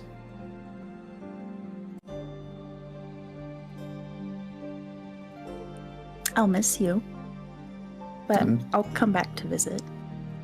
I should hope so. I promise. And she'll put out her little pinky. Amara will catch the pinky, but she's gonna just pull you into a hug. It'll be brief, but it is a pretty strong one. Big squeeze. She says, do you have any idea where it is you're going? No. Okay. Well, if I can put my 2 cents in, I would stick to the roads if you can, given the weather. And maybe try and get out of the mountains, at least until spring. You might be better served somewhere a little warmer. Yeah. Mountain avoiding's probably good. Errant, I know, has been doing this for a long time, but for your sake, I would like to think you two will be a little safer. She'll kind of look between the two of you, just kind of clocking you're both listening. Like, the smile slightly gets bigger and he nods. Thank you. Well, I won't keep you, but He's also wiping out the rest of Alfie's plate. just taking it and just... She probably notices. Left behind. Just, Aaron gives her a solid 10 minutes of not eating before he does it. Yeah. Amara is just like, Why? Like she's got that look on her face. Before she just kind of shakes out of it and it says, if you can stop by before you do head out, I would appreciate it. Okay. But I imagine you probably have some errands to run before you. I'm actually pretty good to go. Her bag, she'll be all right. Did you go through all my belongings? Yep. What? That's an invasion of privacy. So is wrapping your arms around my torso. What? What? Are you talking about when I was shaking you down for mushrooms? Nah, I meant last night. What? Oh no. I snuggled, didn't I? Yep. I'm sorry. That's alright, we're even. You see Aldrich get a very quizzical look on his face. Wait, when'd you get here? Yeah, right. Ultra pops in. Something slightly horny happened. What was that? A little bit of Took long enough. We're nearly 2 hours in. We made it this long. I think something just happened somewhere. I sense a nearby. disturbance in the forest. All the way down to my base. But yeah, I'll wait here till Sybil's done packing, and then I suppose I'll go ahead and head out with my my new couple of bags of fun stuff. And hey, if Alfie comes along, that'd be great. How about you come with me over to the Beacon of Hope? How about that? I know you just love to socialize with people. And then you get to keep an eye on me too. Pretty sure me having the bags of mushrooms is for. I can always find new mushrooms. Not in I this weather. technically don't need them. I can Not in this survive until weather. spring. Without your food supply? I have more food than just mushrooms in there. Oh, you're right. I should take that too. No! Give it to me. Snatch the bag back. She's like, stop going through my things. Well, I suppose technically, if you wanted, you could try to leave without me, and I suppose I could track you down afterwards. But you'll find I'm being nice now. I could be so much nicer. I feel like you're threatening me, and I don't appreciate that. So, how about you just come with me and stop being a grouchy grump over there and eating your eggs? Well, technically, they're your eggs. Just you're going to Technically go your away eggs, Alfie. if you want to eat them. I mean, you could eat your eggs. There's still some left. She'll take a piece of toast. Eric will take it as a tiny win. And then he'll pick up his bag, he'll walk over to the cabinets and like open a cabinet and then reach and grab the mushrooms off of the highest shelf. Good hiding spot. That's mean. Did you or did you not attempt to immediately run out? I did not. You did. No. Mm-mm. I watched you from the table, Alfie. Amara, whose side are you on? I am on your side. The side that wants you fed and cared The for laugh. when I am not there to make sure it's happening. I can take. Oh my god. Okay, come on, let's go. Bye, Amara. Aaron will give Amara like a silent nod. She just mouths thank you to Aaron as you're leaving.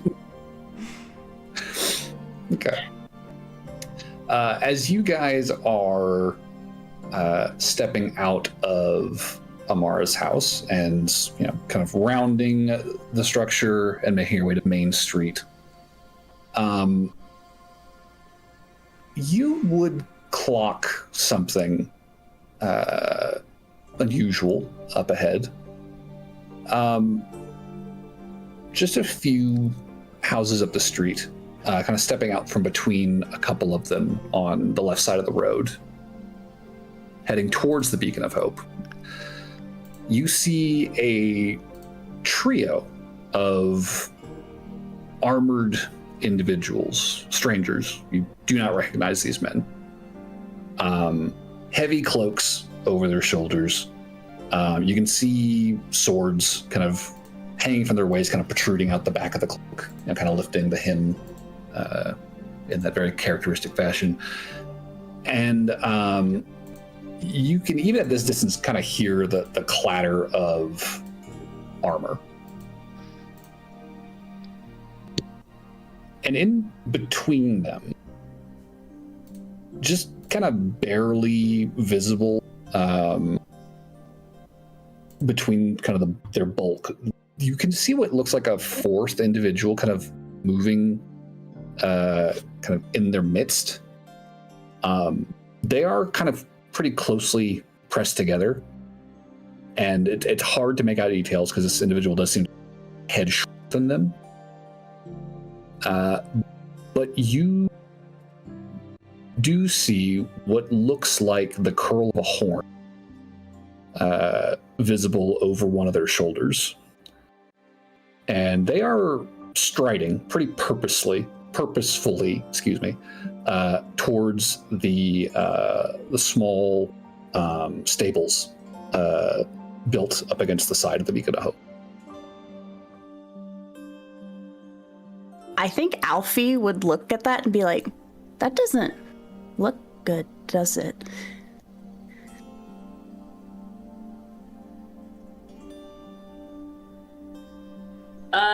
Aaron starts walking like way on the side of the road.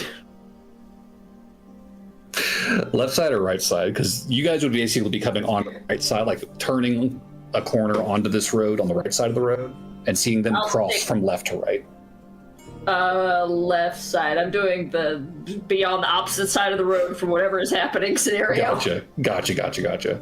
Yeah, and again, they're probably a good like 100 feet up from where you guys are turning onto the road.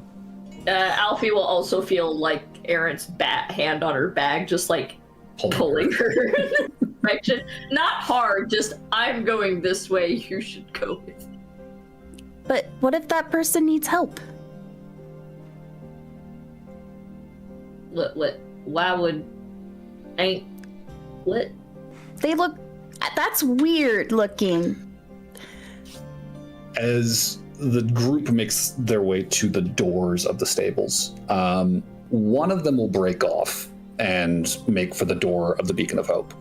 The other two continue pushing into the stables. Alfie is going to slide out of the backpack and she's going to dash across the street. God, she's gonna get herself killed. He's gonna fall. In the Beacon of Hope, while you guys are finishing up breakfast, you would see the door open, and an individual with kind of messy blonde hair, significantly younger than Calver, but dressed very similarly. He's wearing like a suit of like half plate with the same kind of white tabard and the fur cloak over his shoulders, and he just pushes the door open and says, "Hey, Calver, we got business," and immediately turns out of the door and disappears from view. And yeah, Alfie, as you're running up, you can see this man poke his head into the Beacon of Hope, linger for a few seconds, and then turn down the street towards the stables. And as he does, he sees you running towards them. You two make eye contact. He definitely notices you're there. You did not say you were sneaking. She's just gonna keep running. Okay. Inside, Calver, who has been kind of at Aldrich's ear, just kind of pushing for some monster story, says, "Well, that is my cue. It was a pleasure to meet you, Mr. Aldrich. Hope I see you to talk about. Excuse me. Thank you again for breakfast, Miss Bennett." And he heads out the door, and he is now stepping out into the snow behind this blonde man, Alfie. There's now two of them there. One, neither of which you've seen before. These are both total strangers to you. What are you doing, Alfie? She's gonna go to the stables. Okay. As you're making for the stables, them being significantly closer than you are at the start of this, like they're definitely gonna like step forward, like in front of the door, as you are running towards the stable. You can see the blonde one is like leaning into the older one, saying something pretty rushed. Both of them, big smiles on their faces. Before the older one eventually steps forward and the blonde one kind of steps into the stables, leaving him alone with you in front of him. Says, whoa, what's the matter, ma'am? You all right? My goat! I left him outside and I need to check on him. And he's in the stables. You mean inside? She left her goat inside the stable. Inside the Leaving your stables. goat outside in this weather is a bad idea. I know, but I need to check on him. Okay.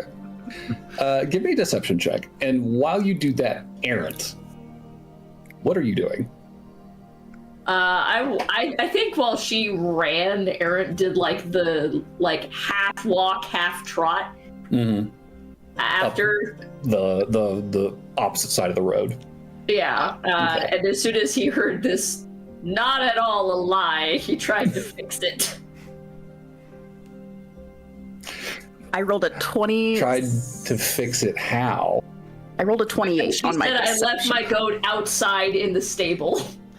Those are two contrasting. Okay, look, okay, I get confused sometimes, okay? Well, He's technically outside in the stable, but outside technically, with partial shelter.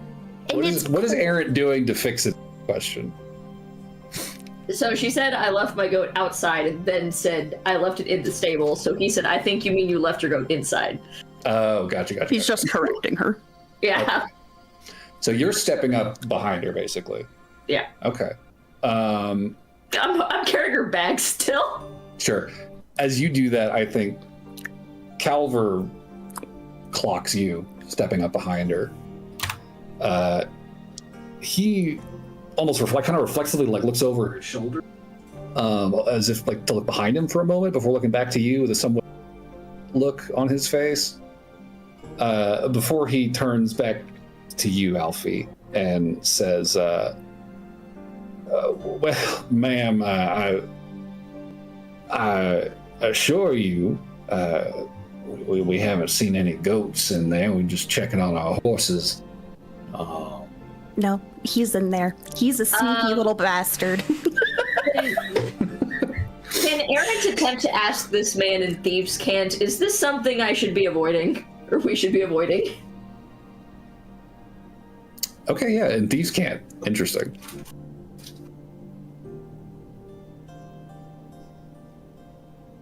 You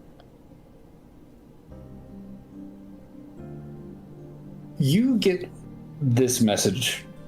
You convey it through Thieves' Cant.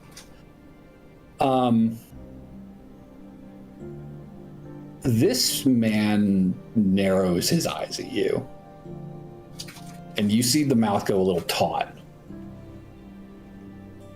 and he hesitates. You can see the eyes kind of working, you can tell he's processing, trying to process. It definitely strikes you this man does not speak Cant, at the very least probably not fluently, but he does seem to reply to it when he kind of lowers his brow and makes eye contact with you, very direct, and says, if you know what's good for you.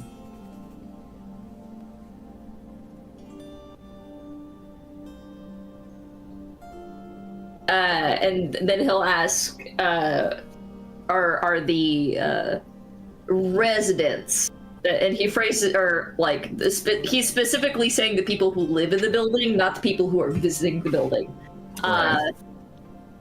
Gonna get hurt.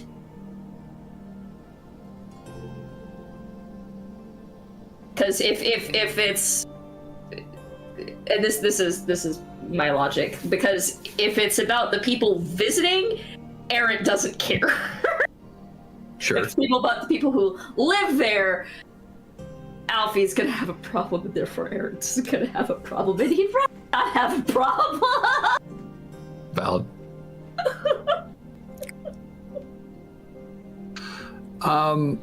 I will say, as you try to get this out, this man is going to hold up a hand halfway through your sentence, and he's going to say, "Look, I'm sorry, I'm not fully following. I promise you, there's no goat in here.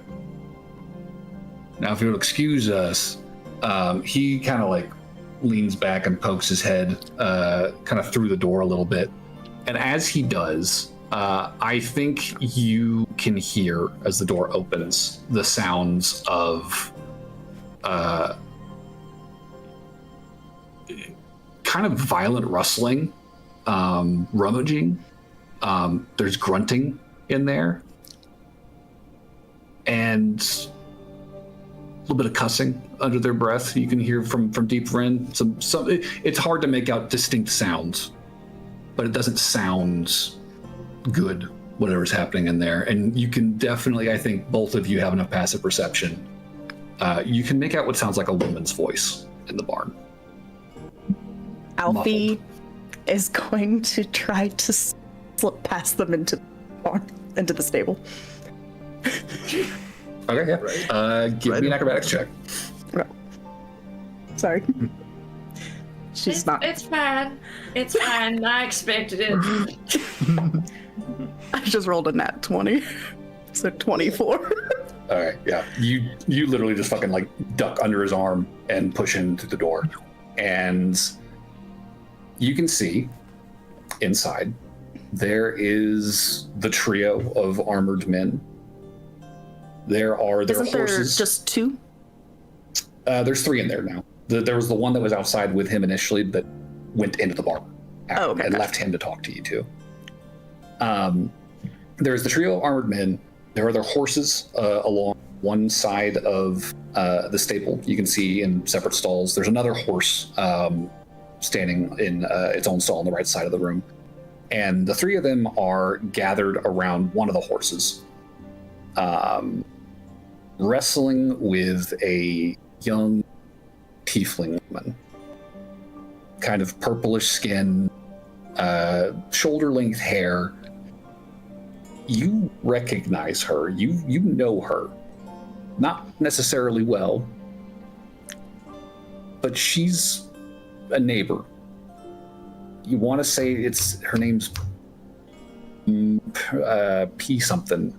Prudence. That's Prudence.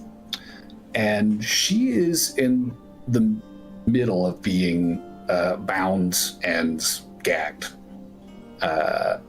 next to this horse. Well, Alfie's gonna try to stop that. Well, it looks like you and me are about to have a problem, friend. Yeah, and I think as Calver kind of pushes his cloak aside and goes the hilt of his sword, he says, "Yes, I think we are."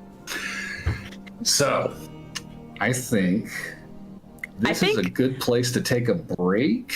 Real 10 quick. minutes.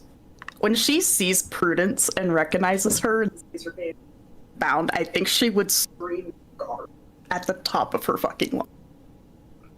Yeah, that absolutely makes sense. Yep. And I think everybody inside would definitely hear that. Like, oh, Okay. So, Yeah. So let's take a quick break, and we'll pick up with some initiative. Okay, switching to break.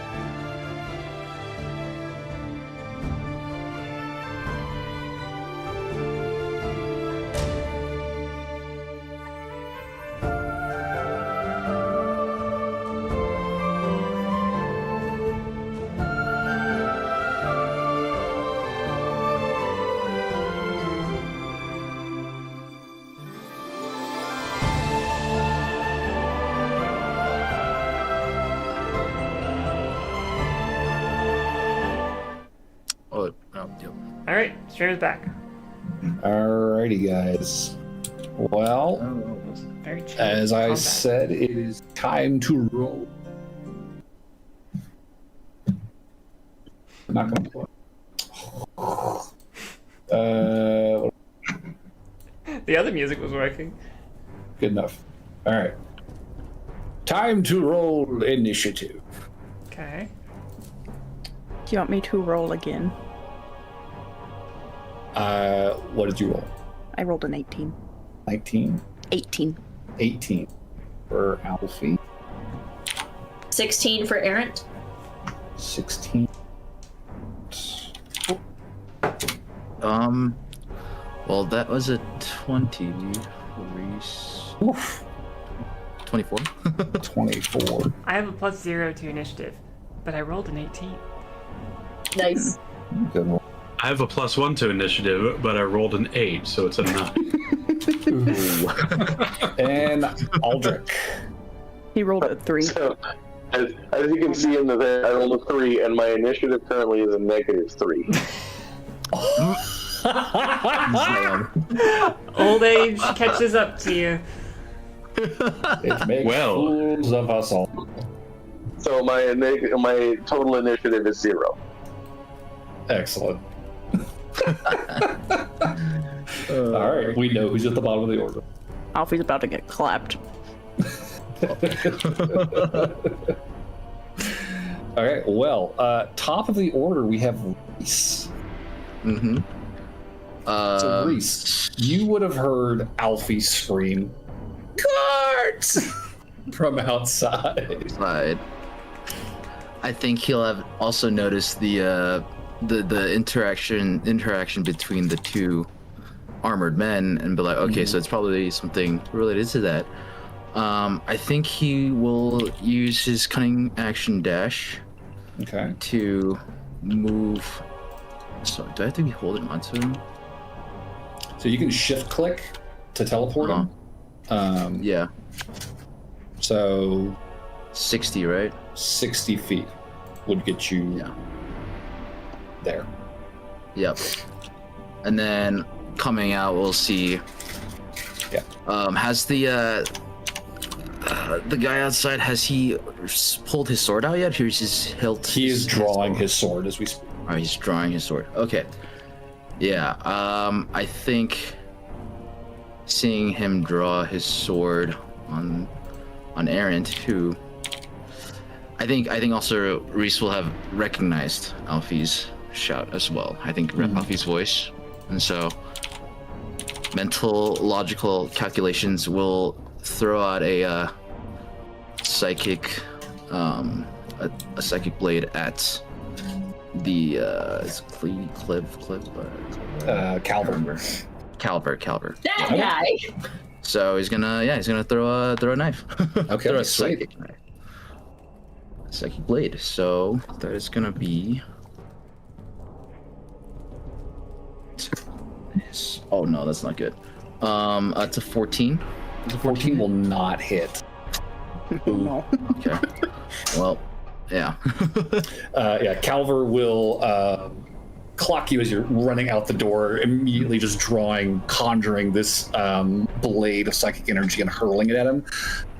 He finishes drawing his sword, just does the Aragorn parry, knocking it aside. And says, "Oh, you two know each other, lovely." And that is it for Reese. That will take us to one of the assholes. He is going to use his action to get this young lady, Prudence, up on the horse and tie her down to it. That is his action, which will take us to Sybil. Oh, didn't I roll the same as Alfie? Sybil, oh yeah, you both got an 18. So she's going first. So, Alfie. Can Alfie Right. jump on that horse? There are at least two of these guys in your way. And she tried. She's very small. Can she try to be like, excuse me, sorry. Need to get to the horse. They're gonna take opportunity attacks again. Okay, I will die if that happens. My hit points is so low. You could disengage with your action and then try to sneak to, like, not sneak, but like weave to the horse, I guess, with acrobatics. Disengage to stop both of them from taking opportunity attacks, correct? It prevents all opportunity attacks. Okay, perfect. She'll disengage, and she's gonna go boop, hi, horsey, with... Okay, I'm gonna say give me an acrobatics check, because you were having to push through crowd of dudes to get to the horse. Okay, I got a 17. 17? Yes. Okay. Fair enough. So you would be able to get to the horse. It is going to take basically all of your movement to get to the horse and then get on it. Okay. But that is your movement and that is your action. Do you want to use your bonus action? For her bonus action, she's going to scare them. How? She's gonna scream like really loud. You're gonna Scream at the horse. I don't know. Wait, let me think.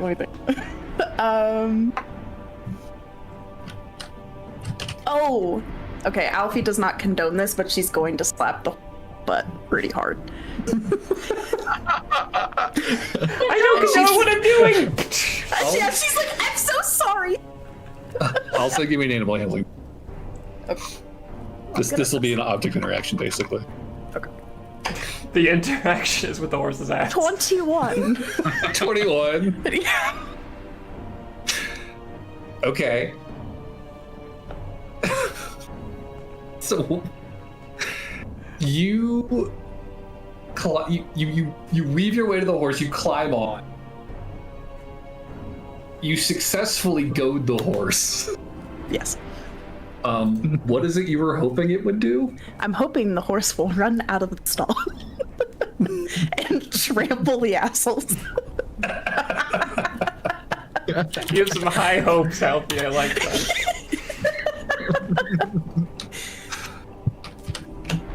Okay, good to know. All right, you definitely feel the horse rear when you slap it, though. You are holding on with a 20-something on that. You are holding on. But that horse is definitely like rear, like bucking. And these guys are like having to back off a second as it freaks out. Sybil. Okay.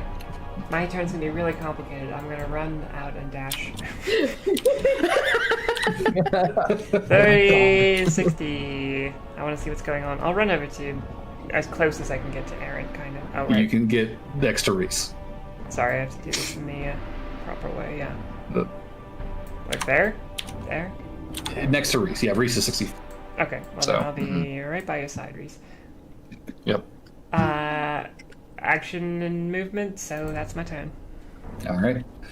And yeah, you can see this man has just like parried a dagger Reese has thrown at him as he is sort of squaring Aaron's. And it is now Aaron's turn. It'll be fine, she said. I'm gonna go in by myself, she says. Everyone's gonna, like, swing Alfie's bag hard to try to hit this guy in the head. Improvised weapon. All right. Go ahead and roll strength plus proficiency. No. There's no way that's gonna hit.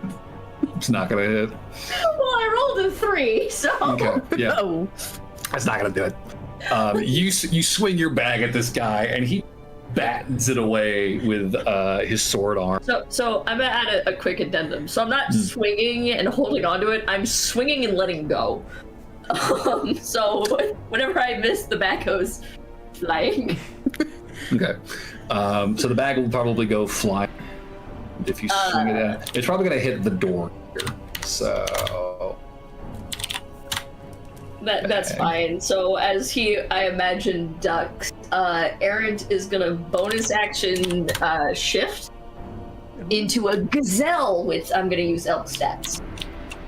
Oh, okay. Cool. Well, you're also going to use gazelle stat mini as well. Yeah, that's fine. No, okay. So I'm specifying a gazelle because I'm keeping Eric's horns. Okay. Smart. I have a question. Did literally any of us except Alfie know you could do that?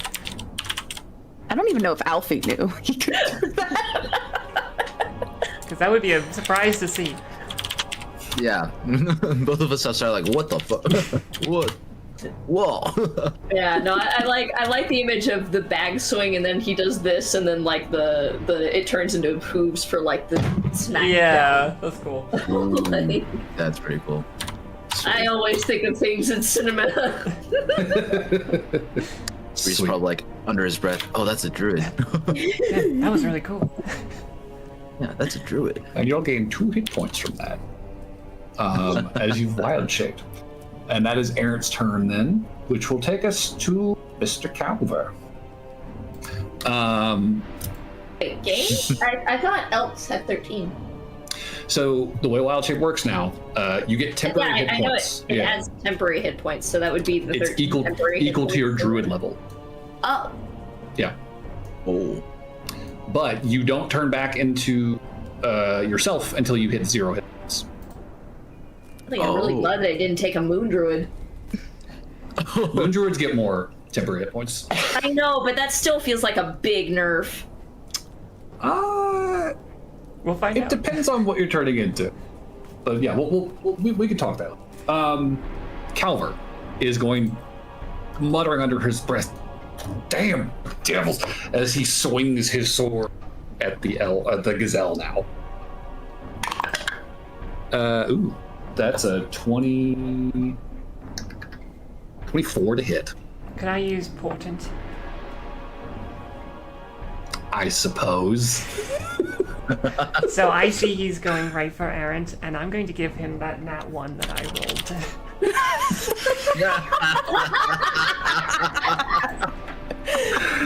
You have your your vision, this dream that you had this morning of a man swinging a sword. You didn't At a gazelle. I didn't understand. You didn't have any idea what was happening. And now it all makes terrible, terrible sense. As this man swings and whiffs. But he will use his second attack to go for a back. That's another 24. Shit. I didn't see him do it twice. Aaron, you are going to take a grand total of... I forgot. If I took a bonus action, I can't take reactions. No, you can take reactions. That's fine. I have a question. Since Hellish Rebuke comes from my bloodline, can I do that whenever I'm a deer?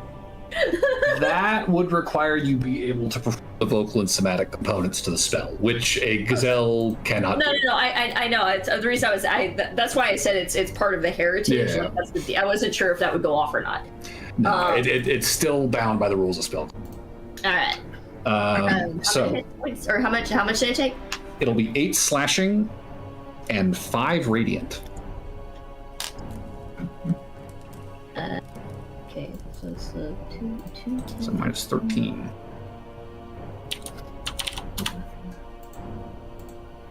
It's 11.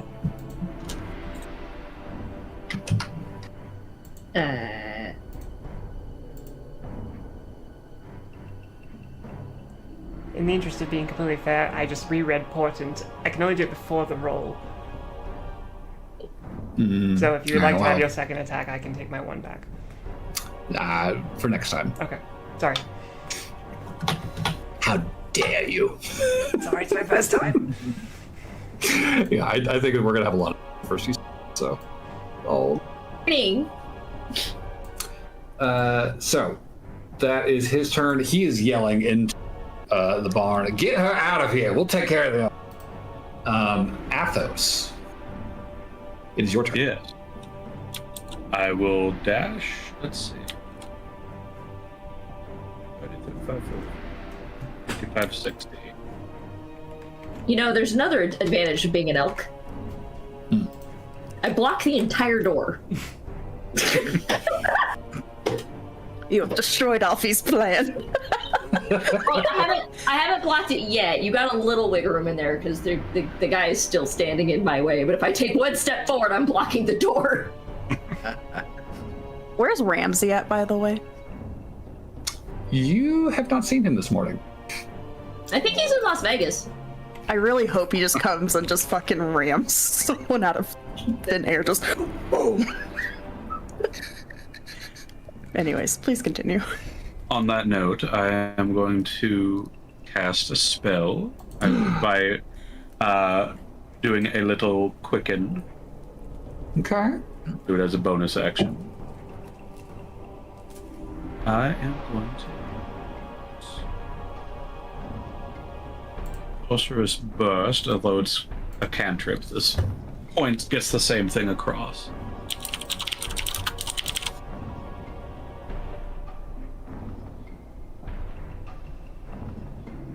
So I have to make a ranged spell attack on the fellow here.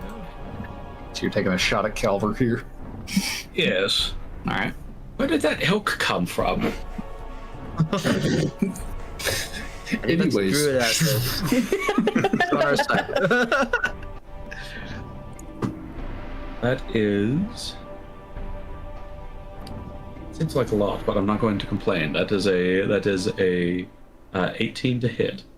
Meets a pizza. Ooh. Or no. He's wearing plate mail.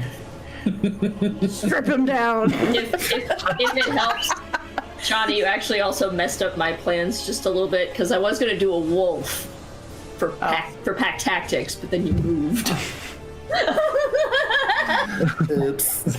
No. Day one, we're off to a good start. It's day one. So Athos, damage, please. Yes, that is... doesn't matter what I choose, it's going to be 5 necrotic. Alright, 5 damage. As Calver takes that blow of this black eldritch energy that just kind of washes over. He winces in pain, looking back towards the door where you're standing. Just coming out of them damn floorboards.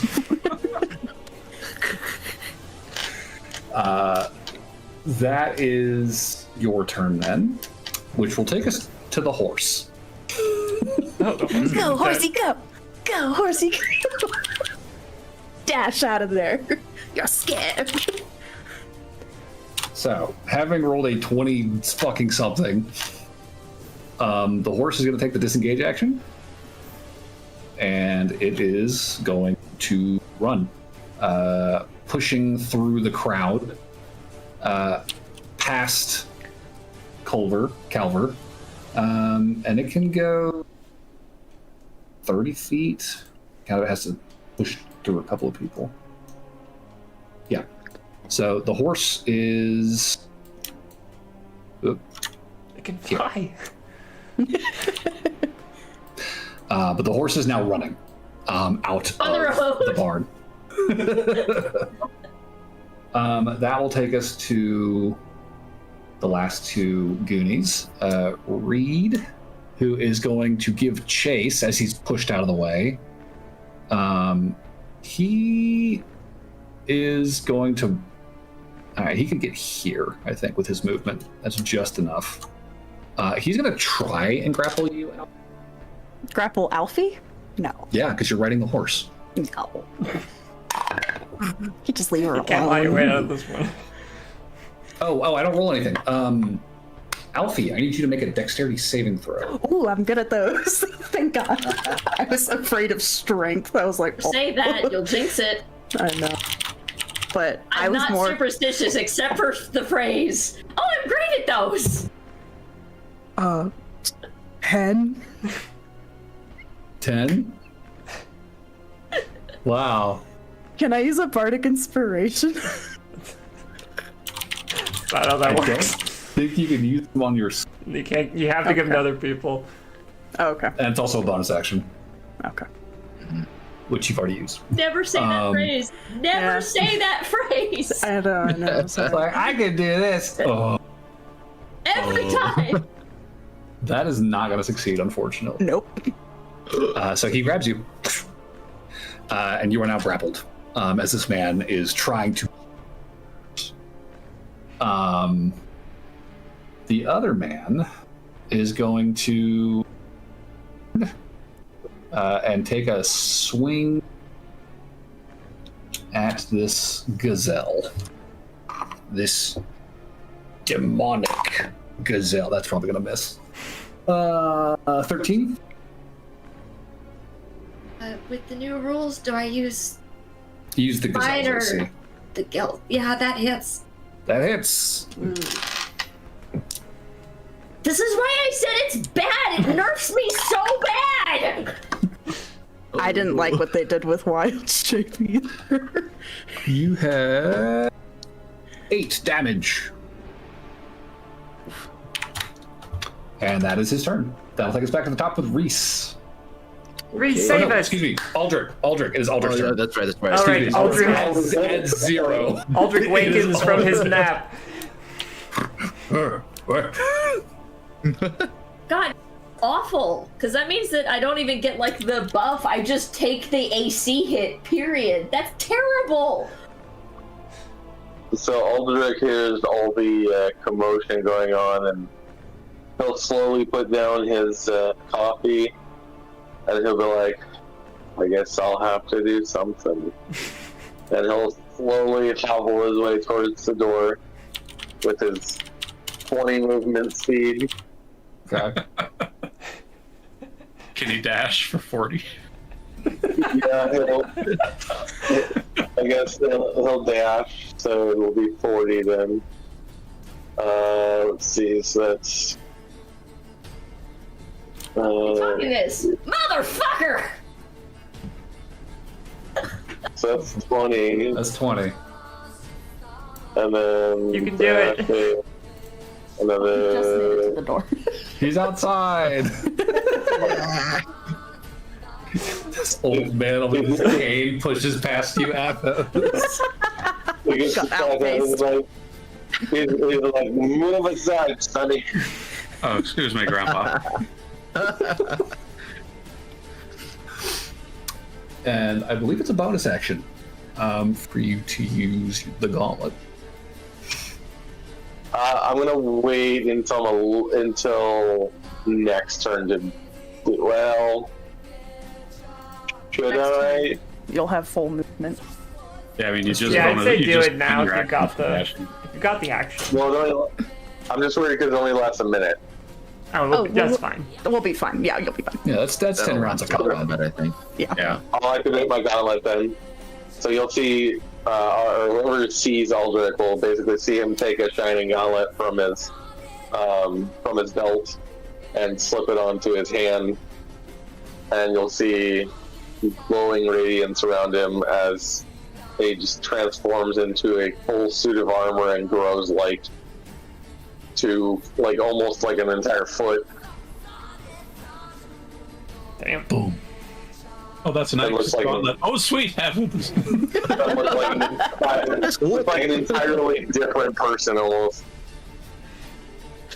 Is there like a flash of light? Like he's Shazam lightning bolt. He basically does almost like an anime transformation. The Sailor Moon He has a sequence, magical girl but it's all like transformation. heavy ass plating and shit. Okay, cool. Hell yeah.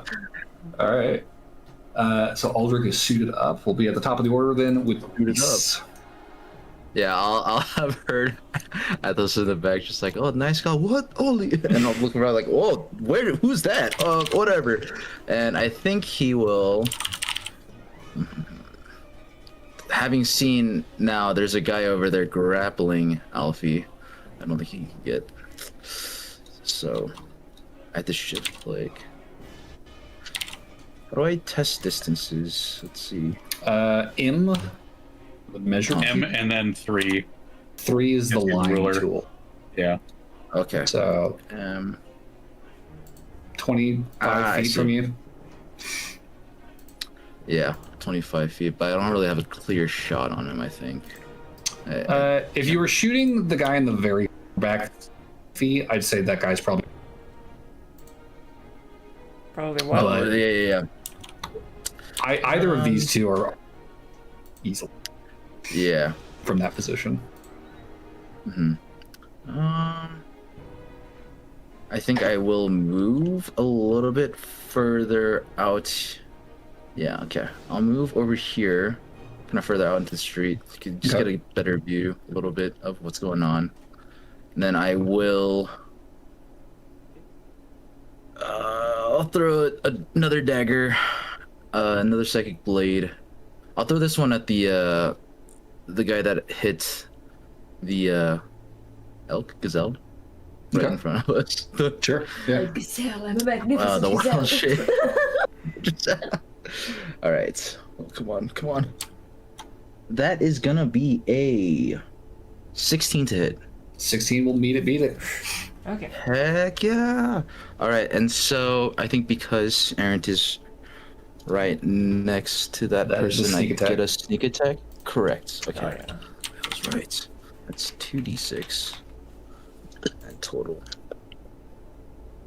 Will also benefit from the weapon mastery of your psychic, since you're using that to attack. Vex, which means that you're going to have advantage on your next attack before your next turn Correct. That's what I thought. against that And creature. then adding on my modifier. I believe so. The first dice was a 6. Nice. Okay. And then 2d6 for sneak attack. I read it was just a 1d6 starting at level. At level 3, you should have 2d6 on sneak attack. On top of it? If it's rogue, like you're rogue 3 right now, right? Yes. Yeah. Then it's So you've got the dagger, Oh, the yep. knife, and then you Yep. got 2d6 for sneak attack. Gotcha. Okay, so one of those is a 4. Okay. So 6, 4. And then the second one is a 5. Wow. Good rolls.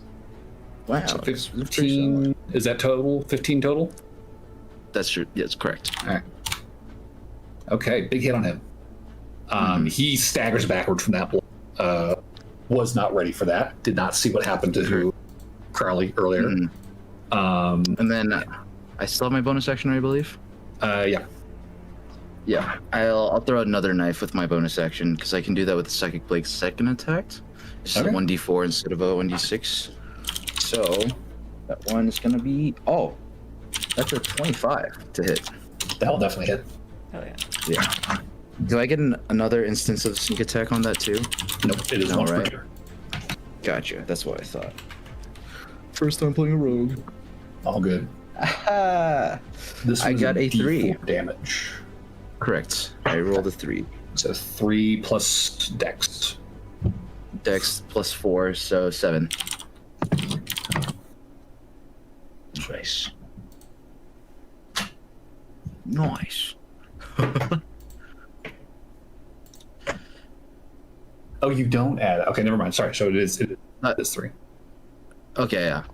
I was gonna say I Double check. don't remember. I forgot because I was like, is there 2 up in fighting? Okay, so that is Reese's turn. That will take us to count 20, which has a couple of things happen. First off, Dice are treating me well. this motherfucker is gonna, and I think, is he close enough to swing on you? Oh no. Just barely. Okay, so he is going to swing on you. Oh boy. That's probably going to miss, though. 12? No, that misses. 12 will miss. Okay. And then second, the guards that Alfie screened for, who had been hanging out here, top of this order would have turned around and seen, oh shit, there's a fight going on. Hey! And they are going to start bucking it for you guys. So they'll use the dash action and start running. The guys in the towers might be able to do something about this. 150. Oh no, that's all. Excuse me. Yeah.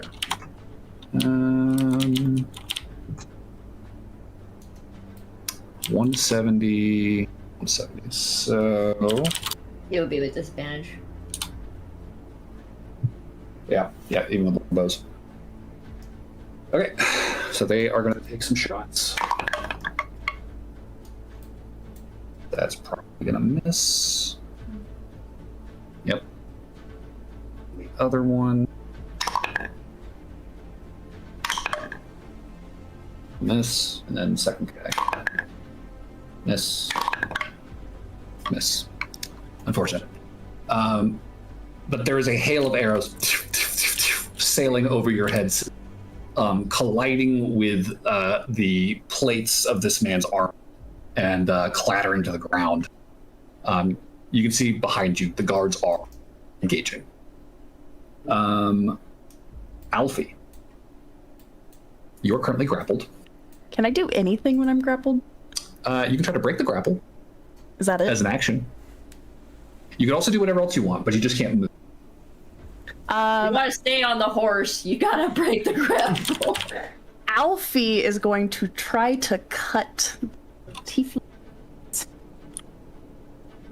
Okay, sure. on the horse. She's gonna cut what? Sorry. The tiefling loose. Yep, Oh, she's going tiefling to loose, cut the got it. tiefling loose. Okay. I'll say go ahead and roll to hit. It's not a very high AC because, but you will have disadvantage. You're technically not attacking the guy grappling.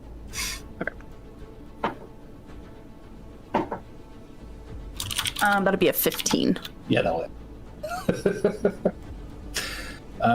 So that is going. What's your dex? My dex is a 17.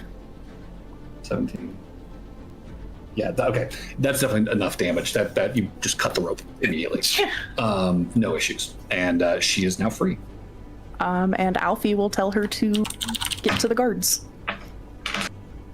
Or Okay. get out of here, basically. Yeah, Prudence looks at you wide-eyed and grateful and very quickly begins scrambling. Anything else on your turn? That was your action. Would you like a bonus action? Bonus action, she'll hug the guy that's hugging her harder to keep him distracted. I'll grapple you! Yeah. She's She's just like, nope. All right. You So- can't hurt her. Technically not a grapple, but you are glomping him. You're leading into it at this point. Okay. Sybil, it is your turn. Okay, so I just saw this man in gleaming golden armor walk out of the tavern, sort of. Are you here to help? I would ask very quickly. I am. Okay, let me help you then. I'm gonna cast Enlarge. Perfect. Oh yeah. We need some intimidation factor on our side. And John returns to us. John does return. Some assembly required. Oh no! Oh, God. That's terrifying. That's amazing. Goodness. Okay. And then I'm going to run over behind Reese. Reese, protect me. I'm scared. I just dodged the sword. What are you talking about? Prudence rolled really well on her initiative, so she's going to disengage and she is going to push herself off of the horse, dismounting, and run behind Errant. That is all the movement she has, I think. Need to double check. Mounted.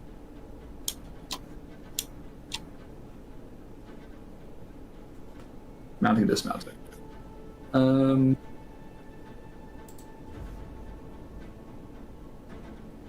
Yeah. 2 different women ruining my plans. Wait, what did I Yeah, do? it takes half your mountain distance. So that is as much as you can do while disengaged. But she's now behind Errant. That will take us to Errant.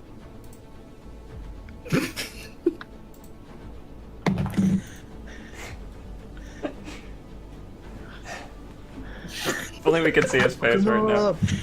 No, that's just Cat going, what I both of these things I want to do, and I really want to do this one, but Eric would do this one, mother. Ah, gotcha. Damn it, Errant.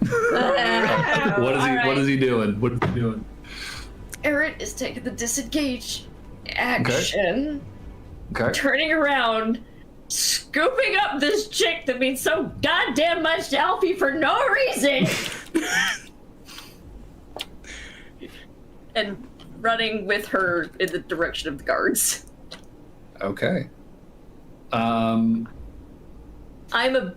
think I'm big enough that I don't have to worry about. Do I have to get half movement since I'm taking someone else? But I am a. I would say probably because she's not properly seated. You're like scooping her up in your horns, right? No, it's more of a getting her under my neck because my horns are straight right now, so it's just like. Oh, right. It's like shoving my head between her legs and yeeting. Yo, that's those horns. Interesting. Phrasing. Okay. I would say roll another acrobatics check. We'll see how gracefully this works.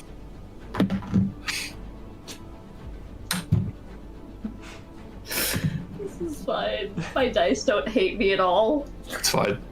This hasn't been the trend ever. What'd you get?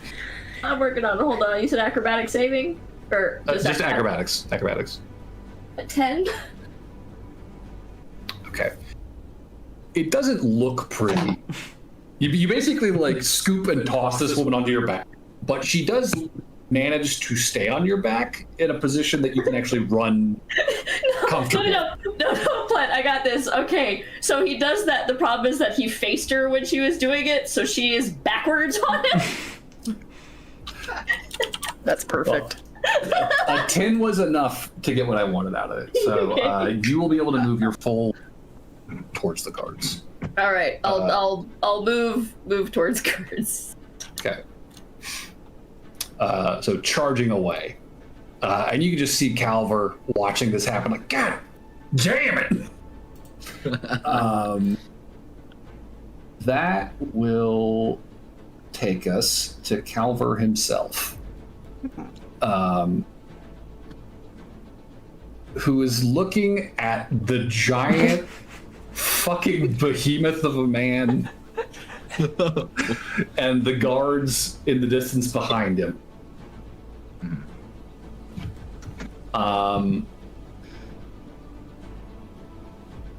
And this is turned on him in a way that he did not anticipate. No one ever fucking does. Says the gazelle. That's the very angry. I can do that. Apparently, in this version, I can talk. Oh yeah, that's true. Oh. He is going to turn towards Alfie, who is currently... No. And he is going to make an unarmed strike at you. What a bitch. Oh, wait, no, I don't roll. Damn it. You need to roll For an unarmed strike? a saving throw. She does, yes. As he is trying to shove you now. Oh. Strength or dex, your choice. Well, I'm obviously going to choose Dex. Is this a Dex saving throw? Yep. 8. 8? Okay. He just pushes you off of the horse and then climbs on. And he's yelling at his boys, "Get the fuck out of here!" And he's gonna start riding in the opposite direction. So that'll use 15 feet of movement because he had to mount. But that is his turn. Athos, it's your turn. That looks to me like someone's trying to run away. Yes. You would be correct. Mm-hmm. Then in that case...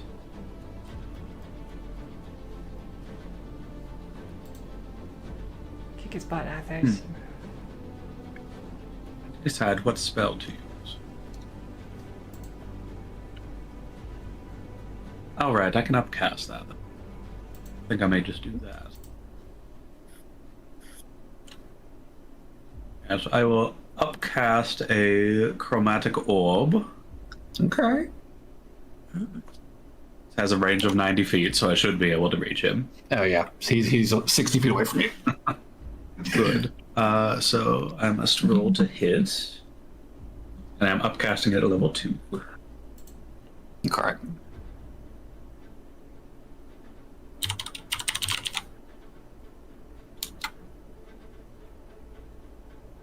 That is a 21. 21 hit? Yes. We'll hit. Yes. All All right. Give me some damage. 4d8. Big damage. Hell yeah. Big numbers. That's not Alfie, that's Shawnee. 5, 12, 2, so 14, and 6, so 20. All right. Very And good. I would like to choose fire, but it turns into necrotic anyways. Turns to necrotic. So you cast this spell. It starts for a moment coming out of your hand as of fire, but as it races through the air, you watch as that fire goes black and collides with the back of Calver's cloak. And again, that necrotic energy washes over. You see him shuddering under the impact, and he's like hacking a little bit up there. He's not. He doesn't look too good. He's not sounding too good either. That will take us to his two little buddies here. Two of them at least. They, I think. Am I still grappled by that one guy? No, because he pushed you out of his grapple. You were forced to move, and that ends grapples. Okay.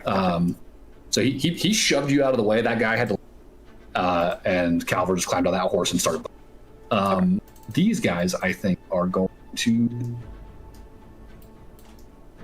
probably run for their horses. I think they're going to take the dash action.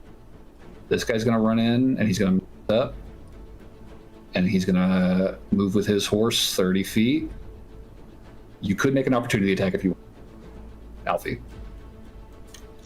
Stab. Go for it. Anyway. No, Alfie wouldn't stab anybody. Okay. Alfie's too much of a goody two-shoe right now. Stabbies. She'd be just ducking from the horses. Like, oh my god, Dodging, get away from me. Jumping to the side. Mount for 15. So that's B, and then you go 20. All right, so these guys are trying to book it. That will take us to Aldrich.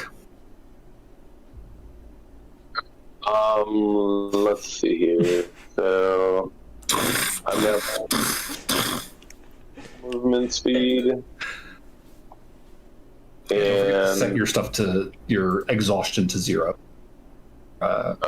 Transformation. How do I do that? I set my exhaustion penalty to 0. Now, if you go up to this box right here, you can set it to 0. Oh, okay. And that'll automatically calculate your stuff. Sweet. Okay, so movement speed is back to 30.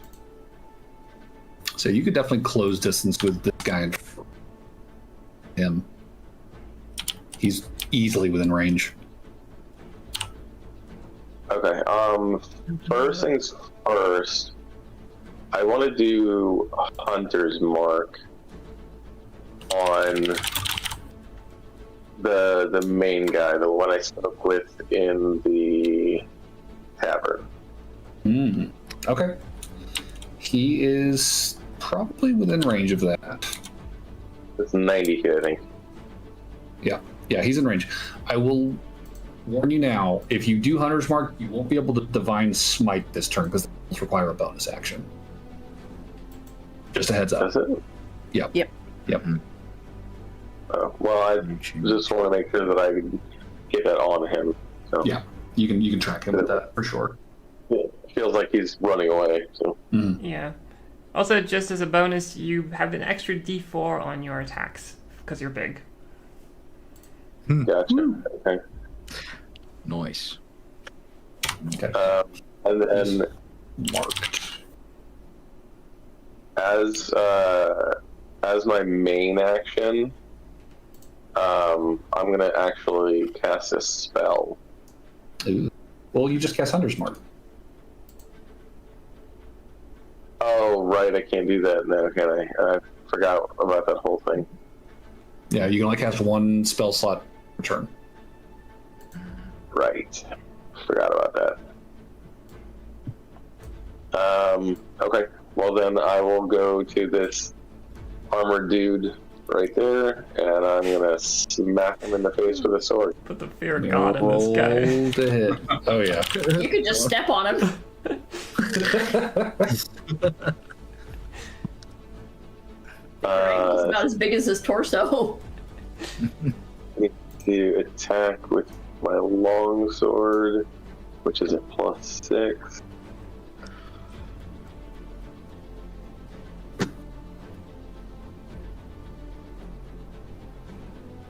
That's 18 + 6, so that would be That'll definitely hit. 24. Yep. That'll do it. Give me some damage. Okay, so that would be 1d8 damage plus Plus a d4. A d4. Mm-hmm. Okay.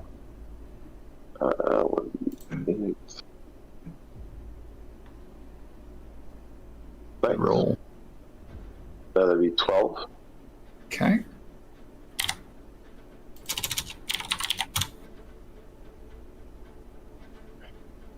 Oh wait, didn't I get bonus damage because of something? The d4. Oh, 1d4. Mm-hmm. Because you're bigger. Mm-hmm. 14. 14 total. Okay. Nice. Big hit. Yeah, to get the bonus on offhand attacks, you have to have 2 weapon fighting style. That's what it is. I don't have that. I have defensive fighting style. Yeah, no, for Reese. Mm-hmm. Oh. But that is action, bonus action, movement. Aldrich will take us to Reese, the top of the order. Okay. Well, can't make any ranged attacks without disadvantage because there's the guy in front of me, huh? I believe. I think that's how that works. At least it's how it used to work. Yeah. I mean, you can as long as you're not hitting the guy directly in front of you, I think. So if I tried to throw Psychic Blade out, I thought they changed that. I don't remember seeing. You could attack Calver with a distance attack if you wanted. Mm-hmm. Yeah, that's fine. It's close range attacks. Then. Yes. I'd get the disadvantage. Okay. I believe so. Oh, actually, it doesn't really matter. Well, so I'll try to throw a knife at Calver, seeing as he's the furthest one away. See how much I do. So, after dodging the guy's sword in front of me, I'll throw another knife. Oh, aiming a ranged attack is more.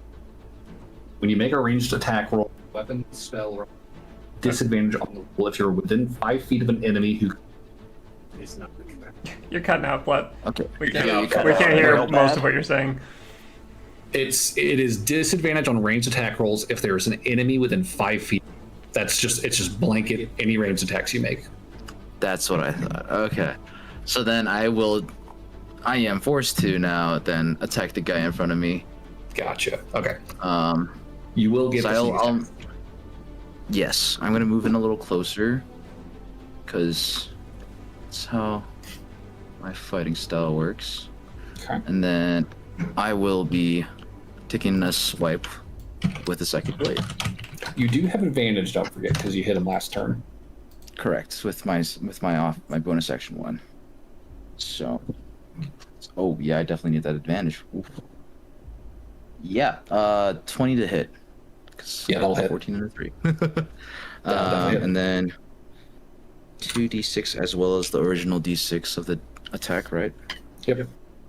Okay, so first one is a 3 plus 4, so 7 on the original, and then another 2 and a 5, so that's gonna be 14 total. On that first attack. With your dex? Yeah, including the dex. Okay. Total. Good hit. He is looking like you've drawn blood on.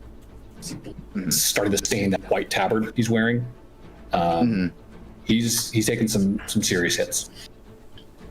Yeah, I will. And then I'll do a second bonus action attack as well with the D4. And that will also have advantage. Correct. The Vex. Again, I will need it. 16 this time. 16 will do it. Beats it. Okay. That is also a 3. That is okay. 2 hits on this guy on your turn. Good damage. He is looking pretty rough. He is going his turn to try and follow his compatriot. He's going to disengage, and he is going to head into. And I think in a panic, realizing he's not going to make it to his horse in time before somebody chases him, he's going to close the door. I'm not here. Well, I'm not here. Yeah, Alfie's bag would be just pushed outside. Pushed outside by that. Alfie, it's your turn. So there's a horse right here? Yeah, there's 3 men on horses trying to flee. Run away. Yeah. Alfie's gonna mount this horse. Okay, there is a man riding that horse. Yeah, that's okay. By the way, is my horse in there? Oh wait, no. She'll cut the saddle of that horse. Okay. Evil. Cool. Okay. I'll say make the attack. Okay. 19. That'll hit. I'll say give me some damage. Okay.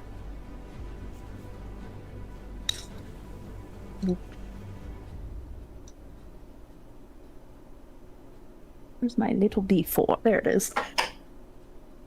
Okay. 6 damage.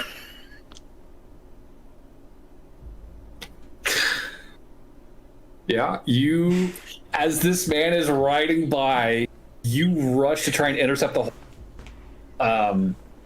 like almost like kind of clotheslining, like you're all around his stirrup foot.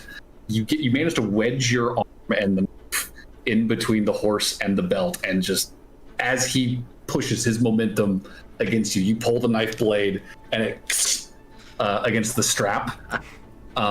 Before glancing off of his shin guard, you see him wobble very perceptively on top of that horse as the saddle comes loose. Dope. That's not good. Anything else on your turn?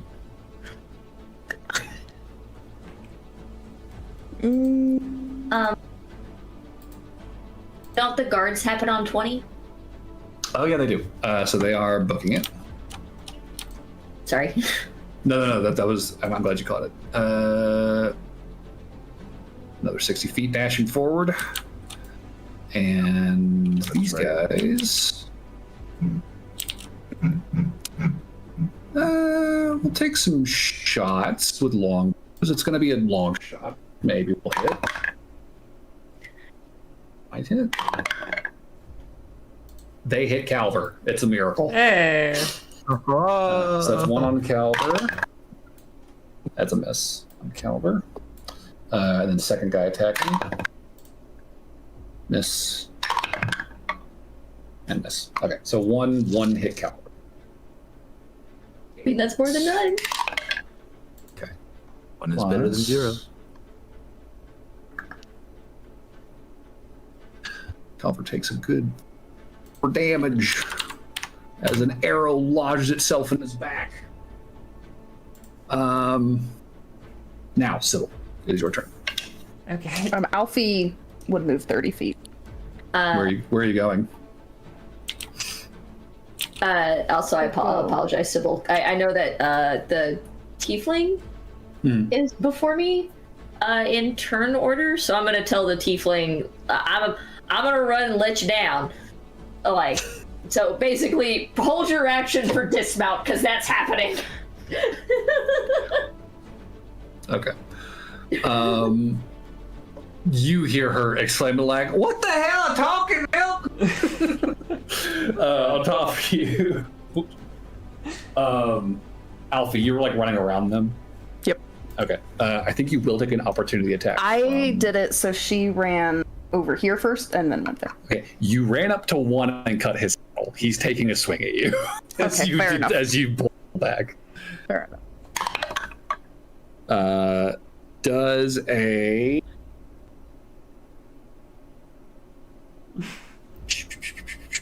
21 hit. Yeah. Okay, cool. We had to ask. Okay. He is going to deal 8 damage to you as he pops you in the face with the hilt. And you just instantly feel the blood out of your nose, like, oh, down your face. Not a great feeling. And your head is ringing. So, Sybil. Okay. I see that our scary knight friend did his job. Thank you. Yes. I run this way. I can't not do this. I'm gonna cast Reduce on Calver's horse.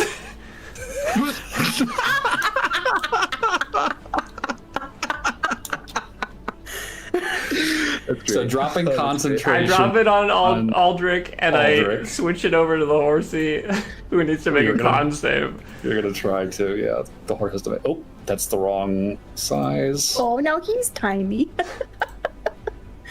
All right. Constitution saving throw. Oh God, please!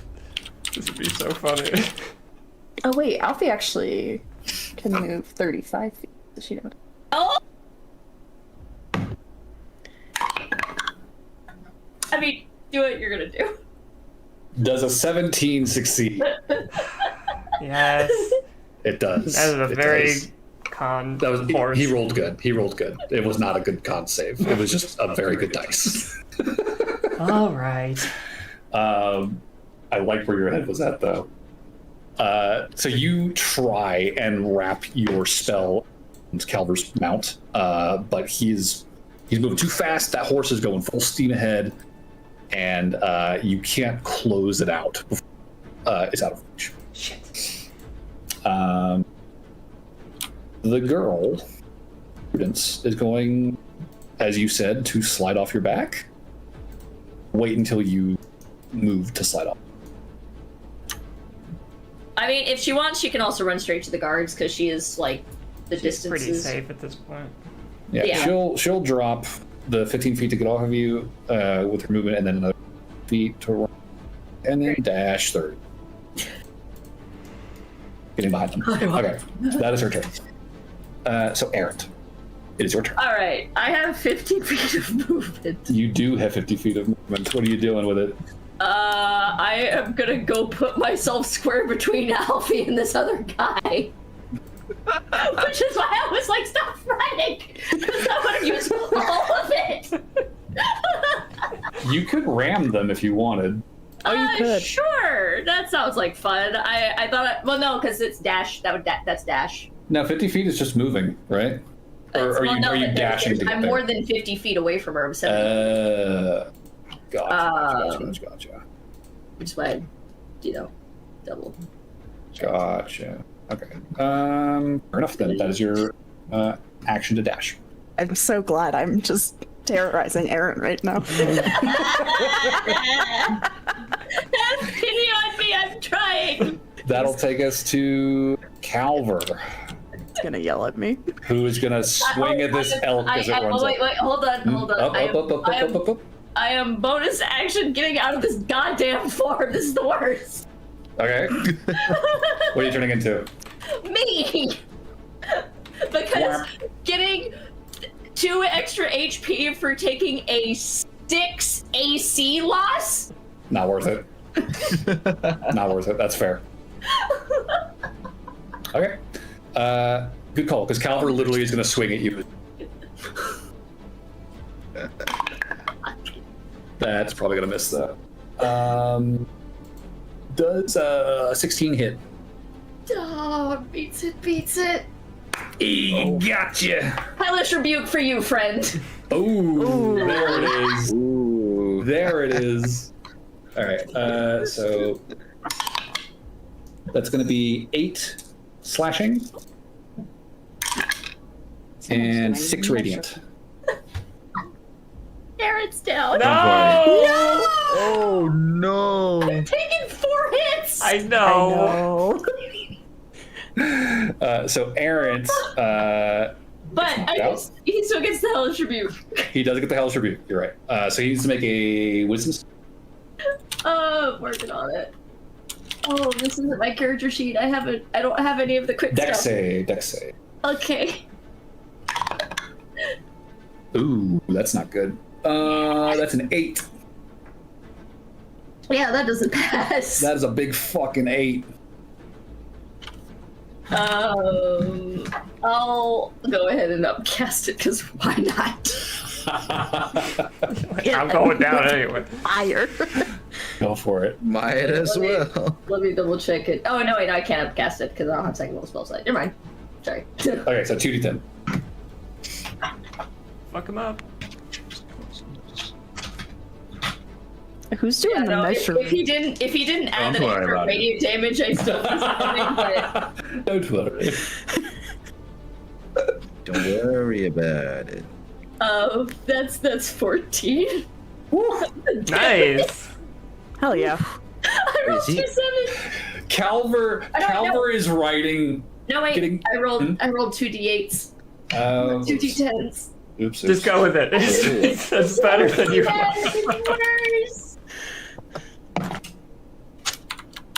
It's worse. It's 10. Okay, I'll give you 4. I'll give you the 14. That's fine. Thank you. So Calver's riding at almost like he's getting up to speed, right? And you come charging in between him and Alfie, throwing yourself, turning back into yourself as you charge between him and your friend. He swings. You see this very gleeful smile on his face. He's I spit on thee! Shit! He flanks it up. Eric also has a gleeful smile on his face, and all of his markings are glowing. Yeah, and then you take this sword hit and just boom, hit the ground. And Calver will continue riding another. Oh gosh, stop. My whole plan. Gone to tatters. Oh, I can still do something, it just isn't as effective.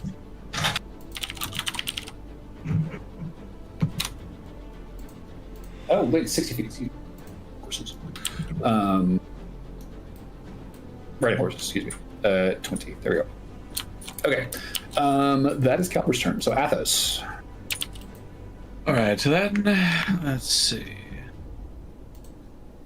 Oh my, they took quite a tumble. Alright, so I'm going to cast Get a 10 diameter radius. Get that where I get them all, including errant, is the question. No, I don't think that would. Maybe if I get just errant's foot.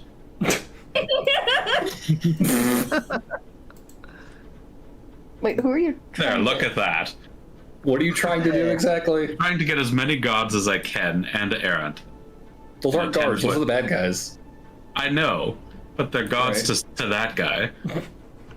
How confused are you? You're not hurt errant? Concerns? You'll be fine, don't worry. You didn't need that foot anyway. I'm trying to get as many as I can. What are you casting? Well, I just need to know, can I reach them within Wither and Bloom? Or within 10 foot? Oh, Wither and Bloom. Yeah, Radiant. Radiant. Oh, that's a cool spell. It is a cool spell because it works on unconscious. I looked it up. You're pushing it, guy. If it's only the two, that's fine. I'll tell you this. I'll give you this horse. I won't give you the rider. I think the rider's I'm not far enough back targeting on the the horse. I would only be I'm not going to hurt a horse. The horse isn't evil. All right. So I'll just target the. The Besides, horse is with neutral. with Wither and Bloom, I get to choose. So yes, I will do Wither and Bloom in a 10-foot radius, specifically targeting that unfine fellow, and then I will be targeting errant. So that unfine fellow has to make a Constitution saving throw. Nat 20. Wow. Well, you succeed, so let's see. You only take half as much damage, and one creature of my choice in that area can spend and roll one of its unspent hit dice and regain a number of HP equal to that. Plus your plus my spellcasting ability modifier, which is, I believe, 5. I think 5. Yeah. So you'll regain one of your unspent hit dice and 5. Holy hell in a chicken basket! That fellow will take 3 damage. I've already hefted. All right. Will the horse take damage too? No, because I chose not to target the horse. So where are you at, Aaron? 8. 8. Okay. And you are awake, conscious on the ground, splitting headache, but Literally. You can thank me and pay me later. What? That is Athos's turn, which will take us to these two goobers who are going to ride. What about the one with the cut saddle? Ooh. As I said, they're going to ride, and this motherfucker. Me again. Yeah. Is going to begin sliding sideways and careen into a snowbank. Nice. So he is knocked down. While his horse continues riding forward, passing Calver. Or, no, they'd be about even with it. And this one is going to dash and keep going. That is their turn, which takes us to Ulrich. What's the spell? Okay. How far are they from me right now? They're quite far. The horsemen have booked it, but there is one guy who's barred himself in the stable. Oh yeah, go fuck him up, Aldrich.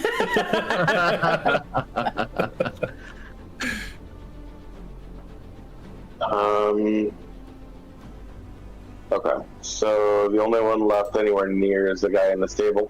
Yep. Correct. He's Gotcha. I mean, there is a guy in the snowbank. Yeah, you Yes, he could. did You promise could to. almost. You Well, you couldn't get. He's- Yeah. He's like 70 feet away. yeah.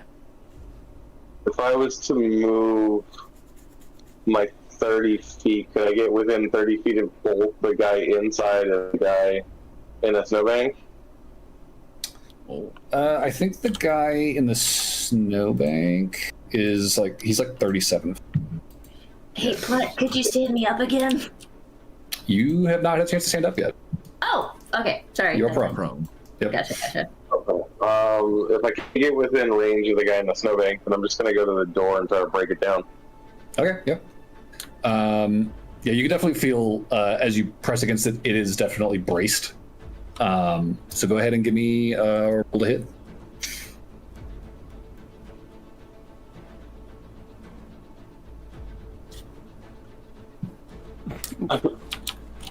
That's an 11.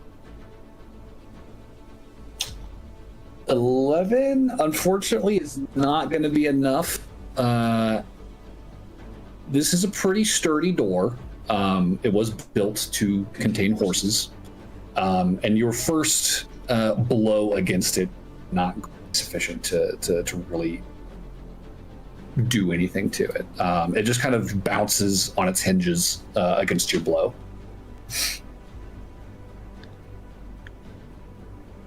Well, not much more to do. I think you can hear the man inside yelling. It sounds like he's literally on the other side of the door, saying, "You stay out there, all right." What is your long-term plan, my friend? They'll take us to Reese. Okey. Guards. Do you want to? Guards will be after you. Okay, gotcha. All right. Well, I'm gonna see how far I can move. Oh, that's the wrong one. 30 feet will get you here. Yeah, I think. Oh my god. Okay. Snipe him. Yeah, I'm gonna. This guy is 50. This guy is 80 feet. That's from here. He's 67. Okay. Yeah, I'm gonna throw a knife at Calver again. I'm gonna throw another second blade at him. You're not getting away. I believe Another that is a one with advantage, disadvantage. right? Oh, yeah, so it'll cancel out because you hit the last hit. Mm-hmm. So then that is a 23 to hit. That'll hit. But I do not get the sneak attack. You don't. But you do add your dex and d6. And you'll have advantage on your next attack. Correct. So it's going to be a 6 total. Added 6 dex total. added on. Yeah, I rolled Okay. 2. Calver is not looking good. He's got an arrow. He's been skewered multiple times.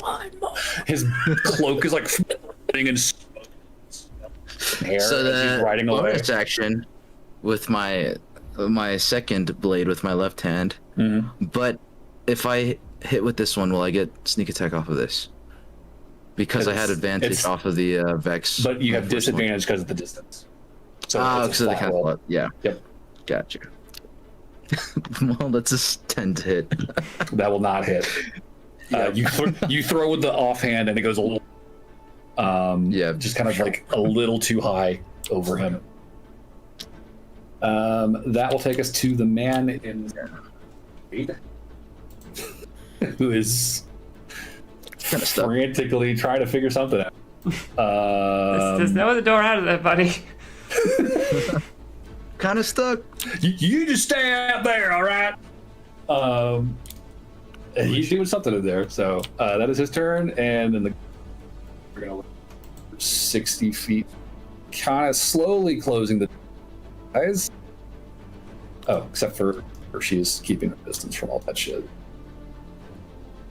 She could go into the Beacon of Hope. Get out of the cold. Yeah, she may do that on her. That'll take us to. Aaron, are you okay?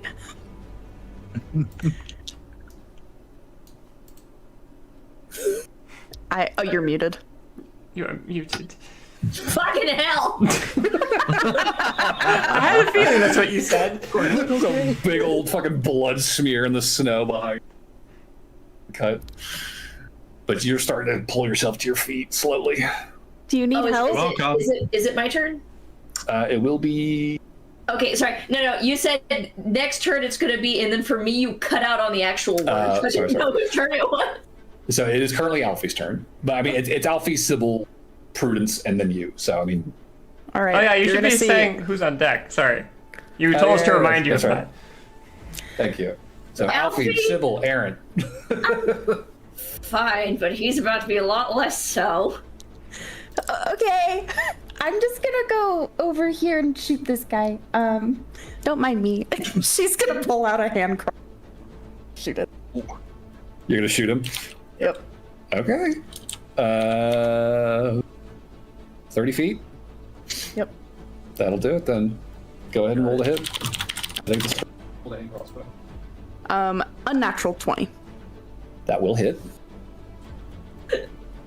You know what? Once again, you wrecked my plan, but I'm kind of here for it this time. Do it.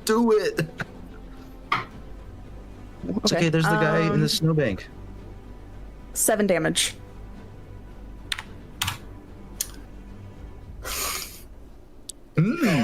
What does it look like? Yay! Ooh. Alfie, you'll be surprised, has very good aim. And she'll just shoot him just pew.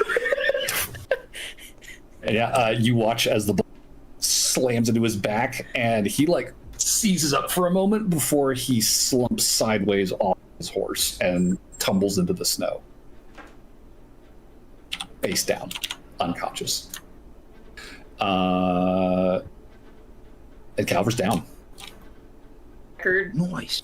I was about to cast jump, bonus action transform into a panther, and go. That would have been badass. There's still a dude over there. You could. Yeah, But I don't gotta cast spells for now when he's close enough. I will use the rest of my movement and she'll get You used 10 feet, I think. Or no, you were next to Aaron, so I was you used 20 feet. So I have 10. So you Yes, you 15 left. Oh, 15, 35. She'll go. Okay. Okay. Sybil, Aaron. Hold on, I gotta watch my spells again. Okay. Well, I'm glad that Alfie got him because I had a plan, but I don't think it was gonna work. Sybil's going to. This is so dumb. She's gonna look at the guy in the snow pile over there. Mm-hmm. And then she's gonna look down at the tankard from breakfast that she carried out here when she ran out. She's gonna toss it in the air and she's gonna cast catapult. Catapult. That's a good spell. That's great. Let's make a dexterity saving throw. Mm-hmm.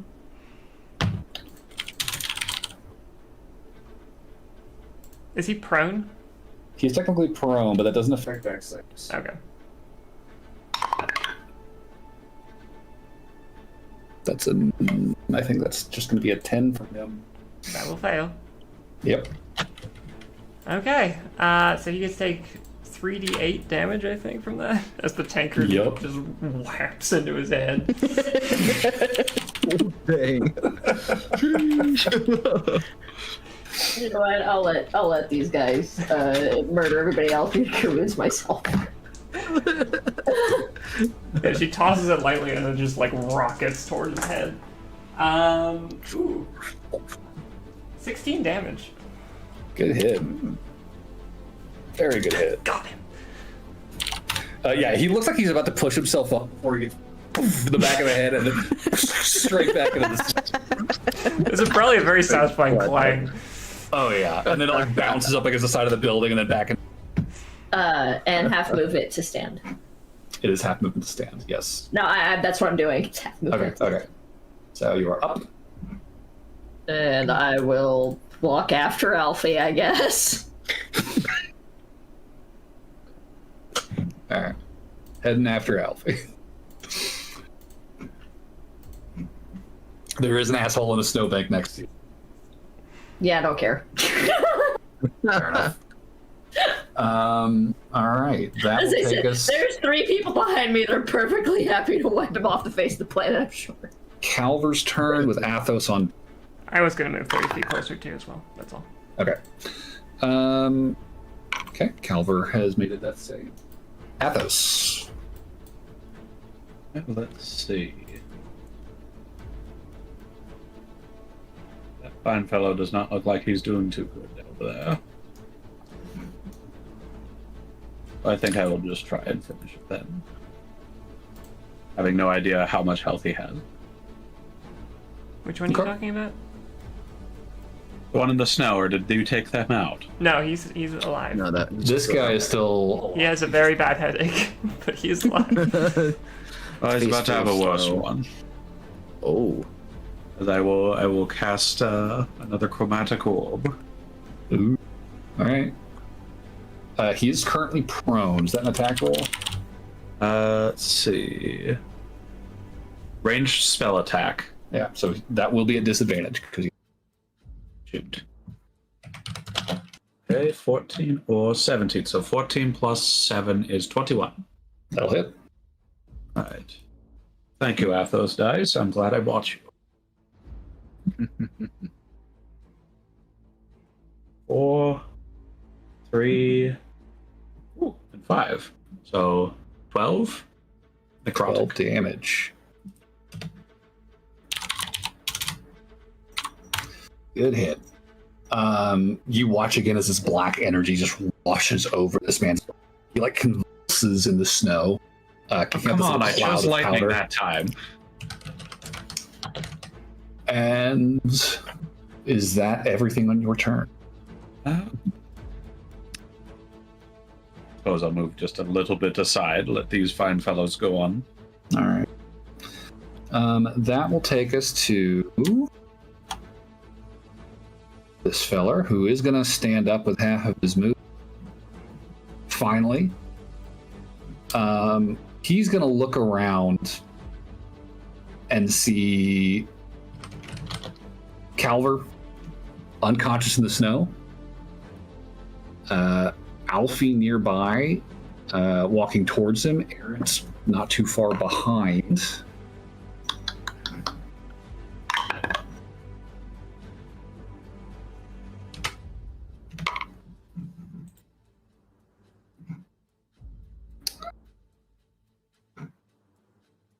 I think You can run, but I'm fairly certain you're going to be chased down.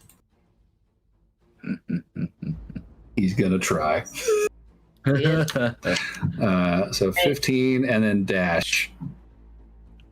Well, not everybody can have a chicken worth a hen house. Yeah. The horses are probably just fucking looking at this point. Just a fucking 60-foot gallop. Is that what they would have done on their turn? And this guy is continuing ahead. He is going to dash on his horse. So he is getting the fuck out of Dodge. Aldrich, it is your turn. Packing the door again. Aldrich, are you there? Yeah, I'm here. Okay. It is your turn. Okay. Is anybody seriously hurt, or is everybody good? I might. How bad? I said I'm all right. Oh, Yeah. I I'll thought be. you said I'll be I. okay. No, I was, but I'm okay now. Okay, I guess I'll try for the door again then. All right. Roll a hit.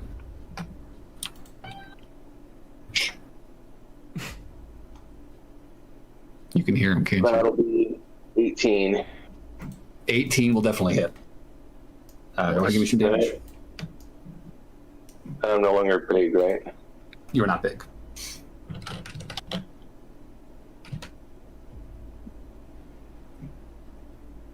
Can I roll again since that's stuck on a character? Yeah.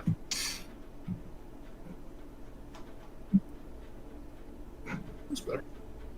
That'll be 9. 9. Okay. I'll say that is sufficient. Because you slam into this door. kind of pushing this guy backwards as it flies up. He is not able to withstand the force of that blow. And he is now standing surrounded by you and 2 horses. And he has his hands out, very quickly dropping his sword on the ground. And he's like, Polly.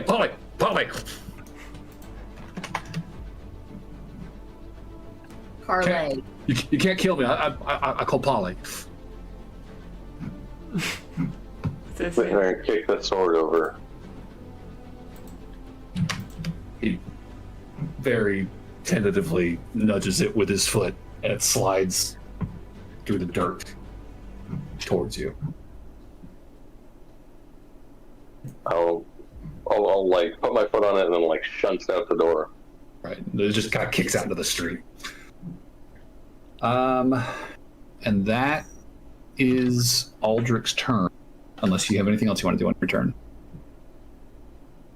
No, I don't think well, I still have my movement left. Can I re-shut the door? You could shut the door. Just leave him in there. I want to re-shut the door. I want to bar it from the outside. Okay. And that would be your turn. Can I still use my movement, or would they use up my movement? No, you can move. Okay, I'm going to try to move towards them, like the rest of the people. Okay. So, top of the order. There is one guy who's fleeing on foot in the back to that way. Yeah. Probably.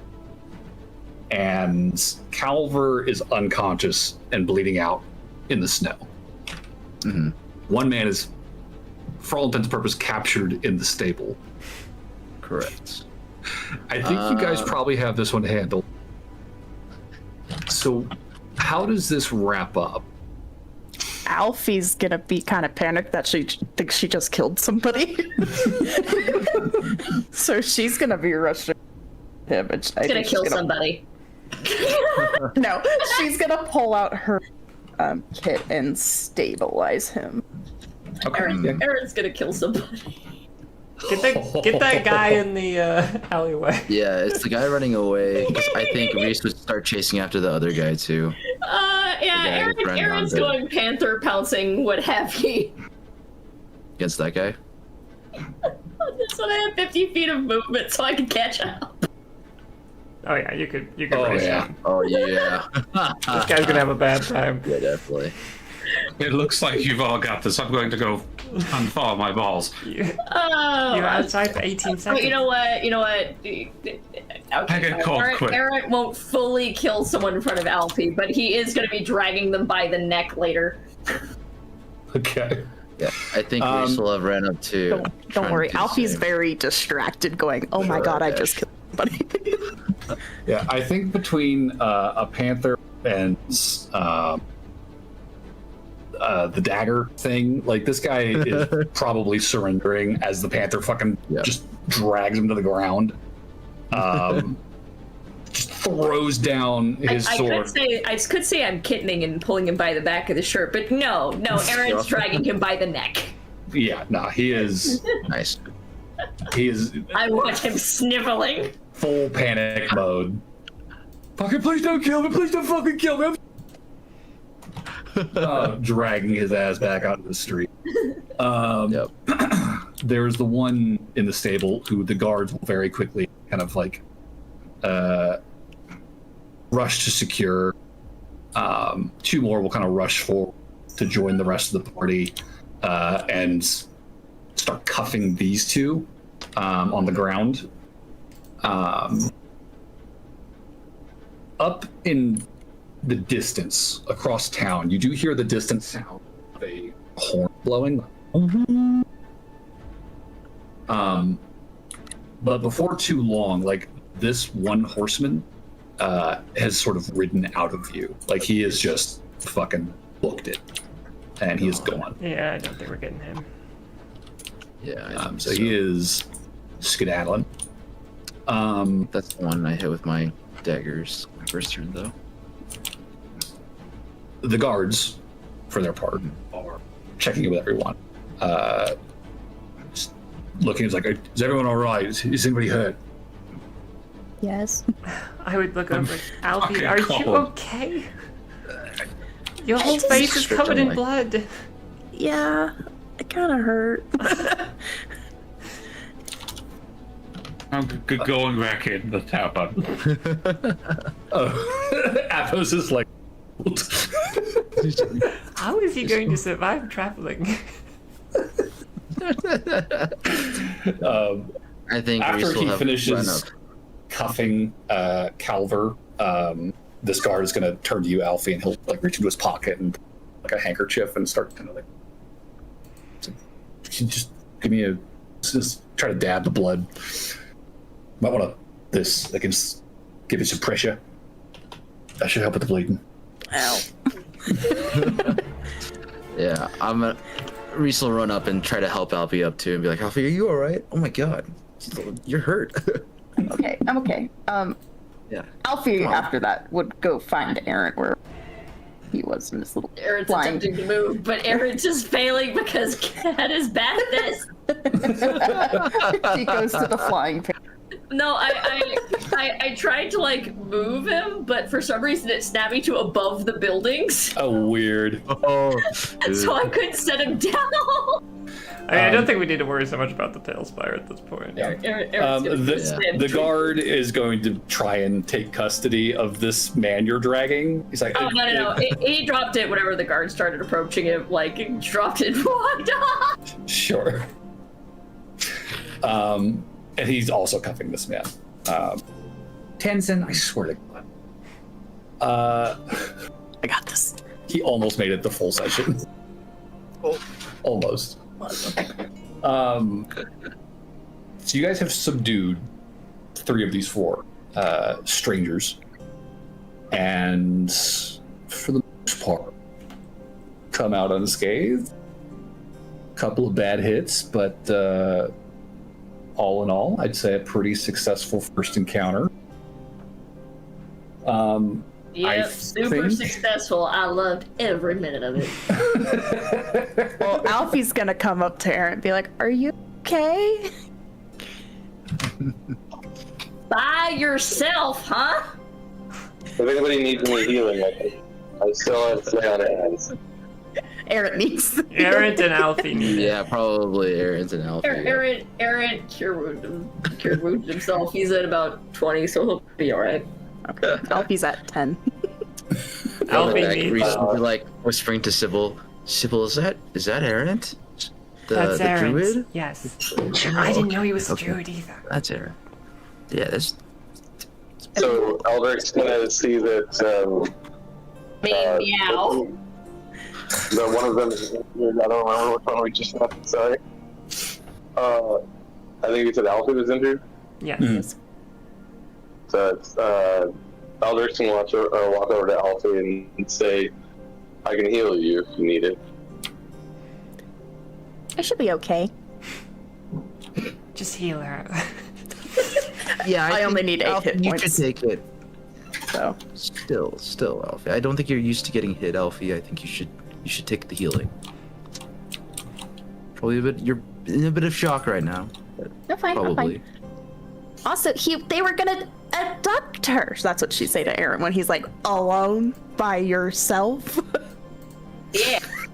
You're a goody two-shoes. You're gonna try and help everybody, and it's gonna get you killed. No. I was very smart. I got her out, and then I cut her free, and then she ran away.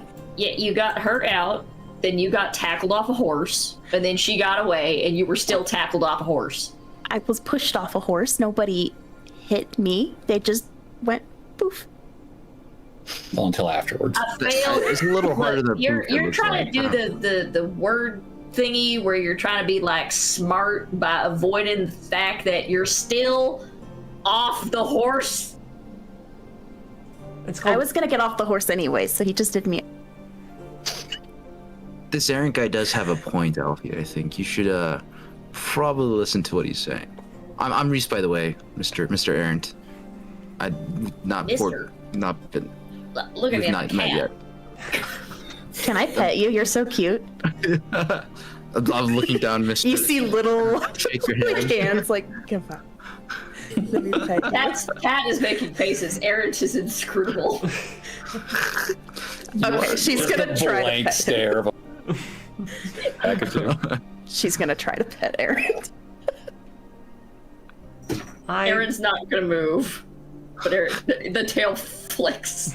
She's like, "Oh, you're such a good kid." I don't trust that body language. I'm not going to try and pet the cat. Oh, but he's such a cutie, and then hugs his face. All right, we should get inside, guys. Yes. It's cold outside. Can we go inside? I'm starting to get cold. I will go. The adrenaline's wearing off. I assume we know Prudence, or do I know her? Or no? Prudence is a neighbor. Yeah, you recognize Okay, her. I would for run sure. over and just check on her. She had taken cover in like a way and had been. Oh my. She at your approach kind of steps out, still kind of shaking, cold. Says, Are you okay? Yeah, I'm fine. Did they I hurt can't believe y'all you? did that. No, they grabbed me. They didn't hurt. Like to be a person again. I went out. Oh, you can just right click on yourself and then morph, and then scroll to Aaron. Okay. And She. Oh yeah, yours eventually. Prudence would continue by saying, "I woke up to take a piss, and they fucking grabbed me on the way to the outhouse. No idea who they were. Do you know who they are? I mean, I know Where'd they come from? one of their names, but my mom might know more, actually. As you say that, your mom is actually like pushing past the guards who are checking at the tavern door to try and get outside to you, and just, pushes it out and crosses the street to you. And says, "Oh my God, are you two okay?" I'm fine. Immediately just descends on you. I'm fine. I'm okay. It was just some. What happened? You were right about those guys. Fucking knew it. They tried to kidnap Prudence. But we caught 75% of them. That's not nothing. Damn Calver. We did catch him. Good. I hope the guards. Hope Down. you paid your advance. He certainly earned it. Bastard. He got his just How long have desserts. you had a southern accent? It's just bleeding out. I'm sorry, I can't help it. Everybody's got a southern accent. It's just bleeding out. There it is. Bastard. You might want to grab your bag and make sure nothing's broke. Oh yeah. Bag. Yeah, I'll just make sure that the guards know everything and, be Yeah, present in they, the situation. They are more than happy to escort these guys downtown, so to say, which is down the street. I think they would basically just check in with everyone and just be like, as long as everyone take care of them, we'll come back and get a statement from y'all if that's okay. You gonna be at the tavern? I think so. All right, We'll all be here. just stay put. I see packs. Just don't leave town, please, until we've got a story. Just need to know who these bastards are. Come on, you. sees that the guy out of Not the the tiefling you were looking for. once Alder sees that they're taking the guy out of the barn, he's gonna go back into the tavern and then take off his gauntlet. Yeah, and then he'll turn back into old man. He's waiting until he gets back into the tavern first, though. Oh yeah, that's more than fair. And yeah, I think with that, as the guards are marching two of them away and kind of carrying one over their shoulder. You guys kind of reconvene at the Beacon of Hope, tend your wounds, and I think that is probably where we'll call the first session of Antebellum. Yay! We did it. Oh, Good job, you. Well done. We almost covered everything I covered. Almost. Almost. At this point, I'll be honest, at this point, I'm probably only going to be using wild shape for movement from now on. I think that's fair. If you're not Moon Druid, I would not recommend wild shape for that, for sure. Yeah, I mean, I will admit, part of it was me picking an elk of all things, but oh god, Jesus. There's usual AC is a 16 and elk's is 10. That's not. That's my AC. There's a reason I hid behind you, Reese. I see. Yeah. I feel inclined to ask, is there going to be any kind of end of session ritual anymore, or should I just end the stream? I would not be opposed to keeping the MVP thing. I know two of you basically get a free inspiration every time you fast now, but the rest of the party still needs. So I'd say let's keep the MVP thing going, and whoever gets the vote gets inspiration. So 2 inspirations and then an MVP. Well, no. Just the vote MVP. MVP, and on top of that, Aldrich and Sybil both get inspiration after long rests as well. So they are I see. constantly generating inspiration. Gotcha. As a human. So who wants to make a nomination?